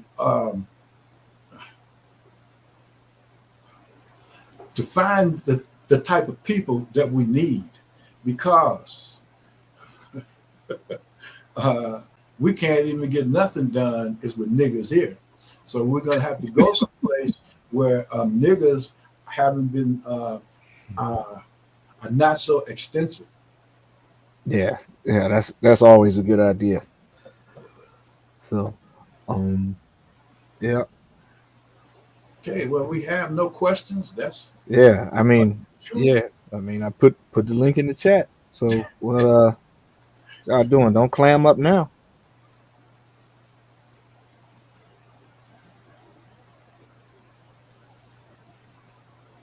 So let's see. Okay, well, I guess people have had enough. Okay, well, if nobody wants to come on, um, let me see.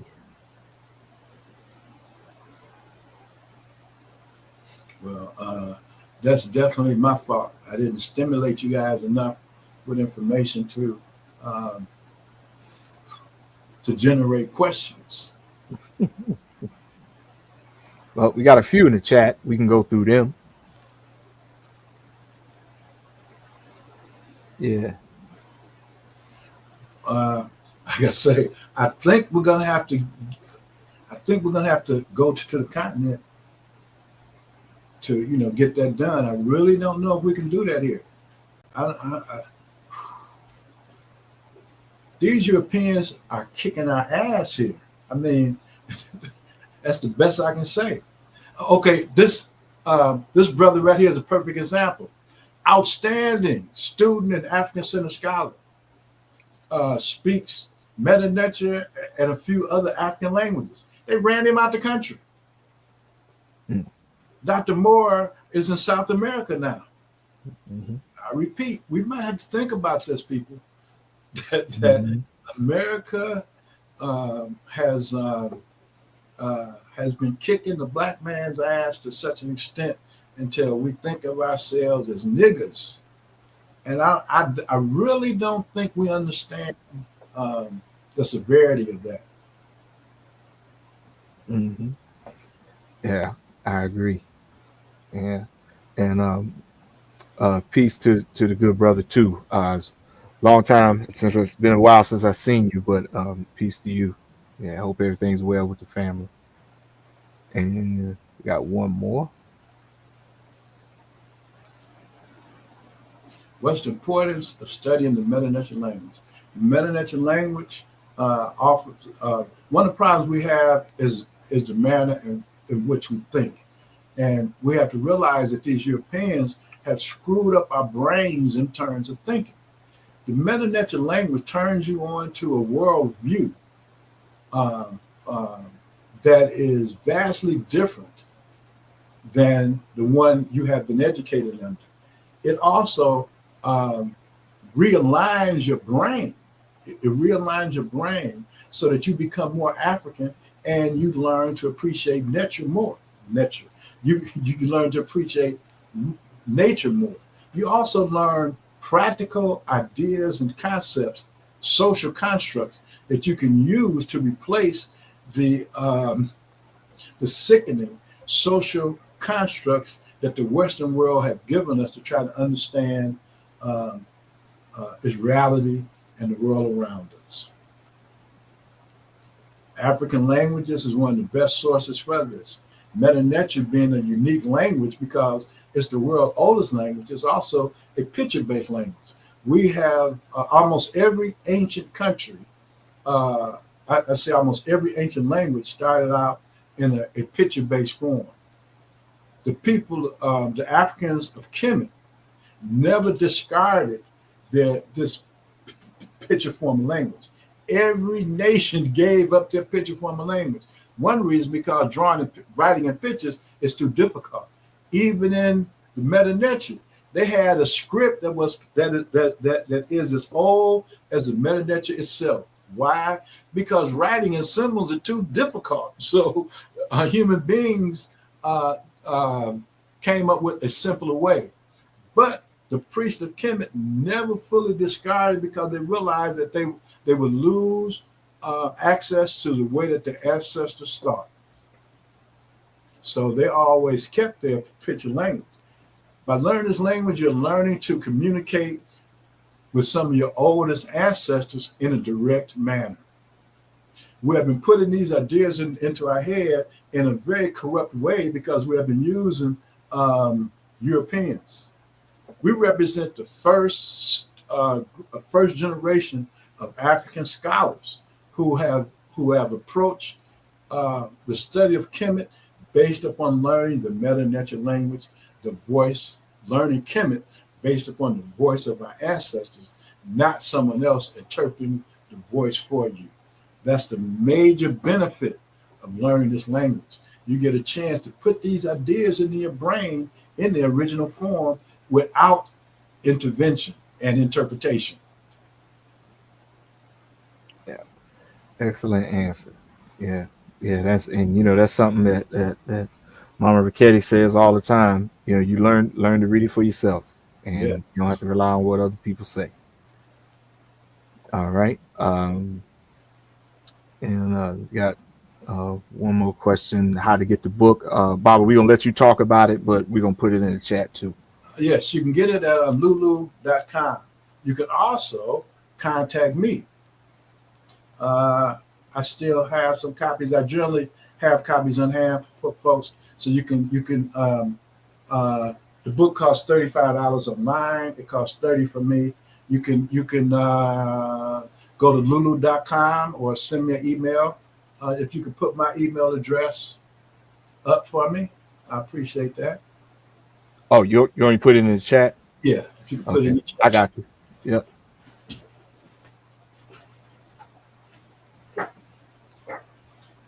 World.com. All right. And the book link will be coming up shortly. And as y'all already heard, I'll be using some quotes from the book in my class. Oh, absolutely. Yeah. Yeah, that one about that Kepler part is really powerful. Yeah. And the part about the definition for nature. Yeah, I'm definitely using that to save you a whole bunch of words. Yeah. Yeah. Because we want to disambiguate the nature of our words. Yeah, absolutely. Yes, sir. Yeah. Yeah, Seba, we were just talking about how we're going to be using your book in our classes. So I appreciate it. Oh, what change do you have for the next and upcoming generation in regards to preserving the African world? That's interesting. I'm what was I say? I'm letting the younger generation. I'm letting the younger generation deal with that. That's what I'm doing. Yeah, absolutely. Last year, I stepped back from the academy for a couple of reasons. From the academy, from the institute, and from BB Toomey. First up, I got sick, but also the work that Sonjedi and Djedemankh was doing, I felt that I could pull back because they were doing such outstanding work.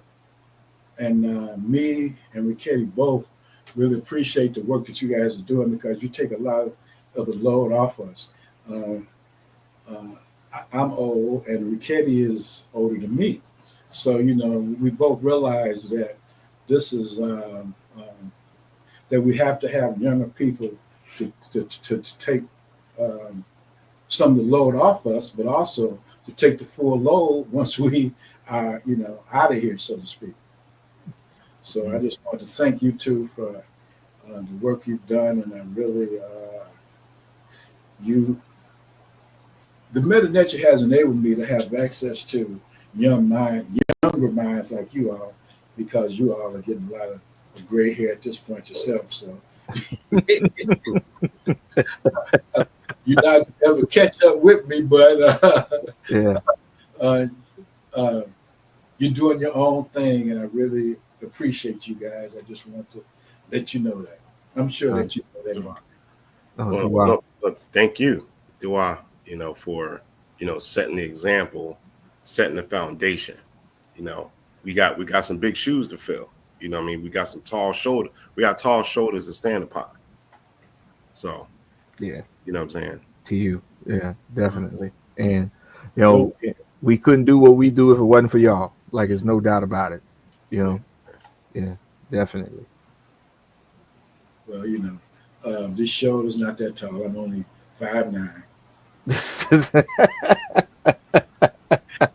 Don't downplay yourself, Seba. Yeah. Yeah, you earned every accolade. You and Mama both earned every accolade you could possibly get. Many, many times over. Because both of you have done more than anybody has a right to ask them. Mm-hmm.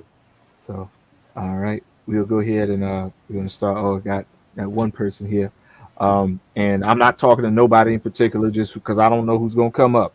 But you you can ask Bobby any questions he want to answer. The only two things we're not talking about tonight is about was somebody black 5,000 years ago, and we're not talking about what Kemet means. All right, so we're not doing that, right? We're not having that conversation tonight. So We let's. could talk about this. Right? Mm-hmm. We have proof that America's educational system ain't about shit. We have a brother with 6 PhDs, but can't find a job. He has to ask people for money on the internet. Hey, that's proof right there that the educational system ain't shit.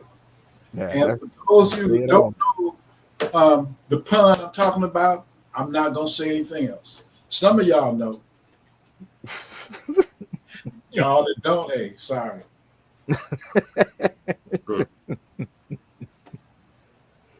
Yeah. Oh, Barbara, while I'm thinking about it, you want to put your Cash App in the chat? Oh, but yes, this was free. We always see. This is goddamn. Go ahead and put it in the chat, Bob. Well, you see, I just got through talking about a brother who had to go on the internet and beg for money. And now you're gonna ask me to put my damn thing on the internet. I'm doing the same thing. No. Hey. Well, listen, in your defense, you're not actually begging anybody for money. This will be something that people will be giving free will. Okay. That's all. If you have a small donation, look, somebody asked, "What's the Cash App?" See, there you go. Okay, I got you. Okay, let's see. How do you give Cash App? Oh, okay. I think it's on my phone, right? Mm-hmm. Okay.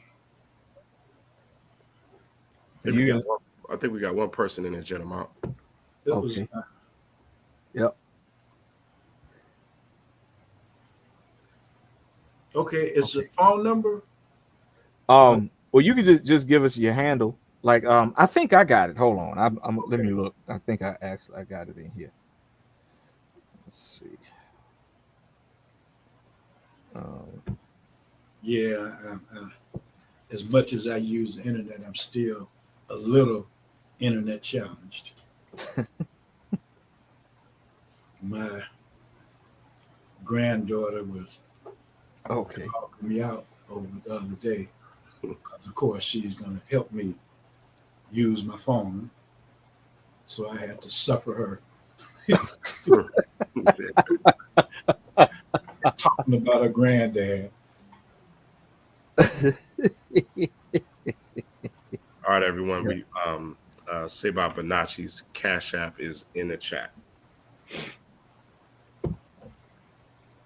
$ Bonotchi.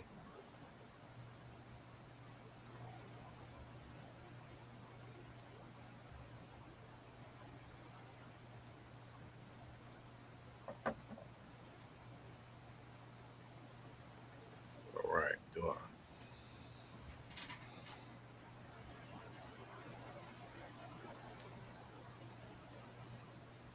Okay, so we got one person that has joined us.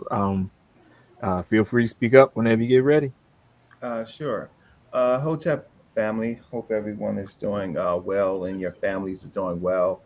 I Tap. always enjoy listening to Baba uh, Ware, great Baba No, Bonacci, not just Baba. We got a lot of Babas out here, but they're not great. Uh, uh, um, your work, The Ambiguous Nature of Words. Um, is a really, really interesting, important concept to help us collect ourselves. I was laughing at your experiment uh, about closing your eyes and then thinking about, words, right? Particular words. I think in talking about the meta nature, I think it would be good for everyone just to uh, who are meta nature readers to go find their favorite text in the primary, right? And kind of memorize that primary, not necessarily the words, but that primary, something that's really, really instructive, and keep that in your mind as a focus, um, so that when you think or you open up your mind, you're actually looking at that particular stele or monument, uh, uh, and I think that would be kind of helpful because when we do open up our eyes in this world, we see aspects of oppression and warfare. We see concrete. We see all of these things that don't necessarily or lead us to anything but participating in this world. And so I think the exercise, I'm going to try to find something that I think is short that I could actually uh, kind of put in my mind and kind of deal with it daily to help me deal with. Because if not, well, the people that we study, um, particularly the scribes, the sesh, that's in fact things that they did, right? Uh, as they were coursing through lots of different texts, but I'm pretty sure every uh, sesh had their favorite piece that they put into their minds. Because without that, we are, as you say, on our way to destruction. So that's that part. The section that I wanted to ask you about is that you talked about leaving America, and I have um, left America. Uh, I've been to Senegal, Ghana, Ivory Coast, and I've been to modern Egypt. Um, the what I find, and I went early. I went 86 and 87. We went on the same trip um, to to modern Egypt. What I find is that when I went to West Africa, and even though I went there pretty early, they um, they face the same problems or even worse because they're not even thinking about it. They're so now you have the Akan king, the Ashanti king being a Christian. The Ashanti king is a Christian, right? They face the same dilemma that you are talking about in that book, but I think that they're even far worse. I haven't gathered. I continue to try to gather myself in looking for a place in a direction um, and it's not a good, as you said, outlook at all. I just was on a show the other day where they just attacked Dr. Ben in a horrible way, right? So I want you to go back to this point about, well, and tell me why you think Africa is a place for us. I'm just trying to. First off, I mean, I don't know how to. Okay, I see that it's sort of a crazy question. First off, Africa's where we come from. We've always, the plan has always been, or I should say not always, for a lot of us, the plan has always been to go back to Africa. For a lot of us, right? So that we understood that there should always be a home base, and that home base has never been in the U.S. or any place else other than Africa. If we take uh, the best example for us as a group uh, has been Marcus Garvey. And Marcus Garvey's whole point was to go back to Africa. Now, so that I think that I'm under no illusions about the situation in Africa because white supremacy, as I said earlier, it's a worldwide operating system. So I don't mean when I was talking about leaving America, I was talking about leaving America to find less niggas because you can't get shit done with niggas. Now, of course, there's going to be some niggas everywhere, but I think that we will have less of a nigga problem in Africa than we have here in parts of Africa. First off, we keep talking about Africa, as if it's one place. It's one place, but as you know, there's a whole lot of countries, and the continent is huge. So I could not accept the idea that there would be places that we could find in Africa that would be more conducive to fighting white supremacy than it is here. Because here, I used to have this argument with some brothers who used to run charter schools, but they went into farming.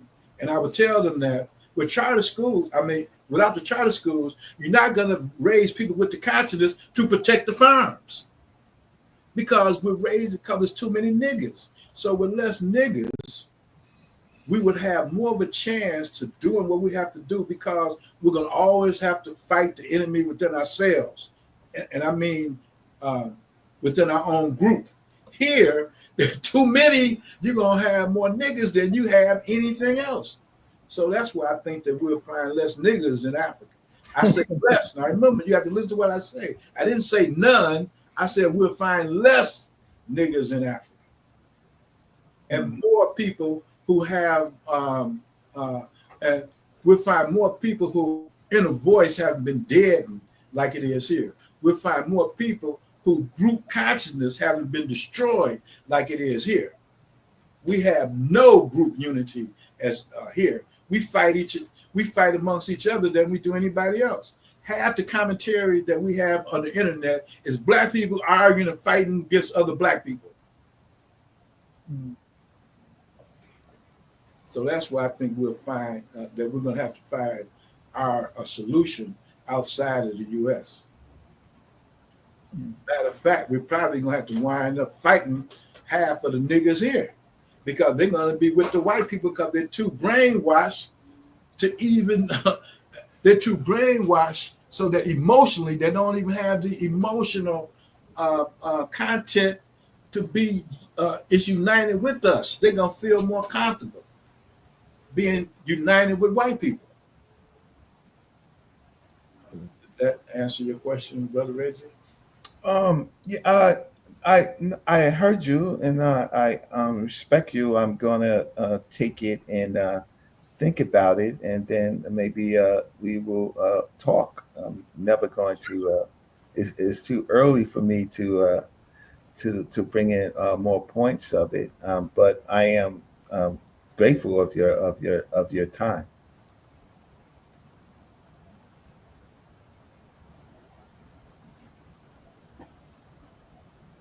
Thank you for the question. You're welcome, sir. All right. No more questions. in the chat or on the panel. Or, all right, going once, going twice. All right. So, Baba, we appreciate your time, Duau. I And appreciate everybody who showed up for your taking your time to spend it with me this Wednesday afternoon, because you have spent the afternoon with me. Which started at 7, it's 10 o'clock. Yeah. mhm. Yeah. Yeah.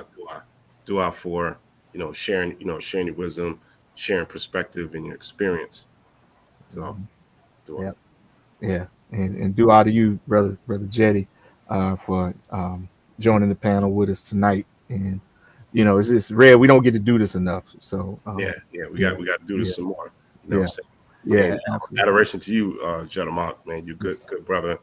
We always have great building sessions, Oh yeah, you know, and Seba Bonotchi, sometimes you come up in the conversations too. You learn this from him and da, da, da, da. So we be talking about you. oh yeah, Yeah. yeah. We be throwing your lingo around, you know. Yeah. Yeah. Yeah. Okay. So, Seba Bonacci, thank you for asking me to be a part of it. My pleasure. Anytime. You know, I enjoy working with the brother Djedemankh. We're on the same page in Yeah, many different areas. And look forward to doing some more work. yeah, absolutely. And likewise, brother. Thank you. My man. Yeah. All right. to everyone. All right, we will close it on out and Shimon Batep. And this is the first. This is the first one of the doubleheader. The next one we have Egyptologist Rita Lucarelli coming to talk to us about her efforts in teaching Ma'at in prison. So that should be real interesting. So we'll be back at the end of the month with that. So Shimon Batep, everybody. Thank you for showing up. Matep. All right. I'm going to end the live stream. All right.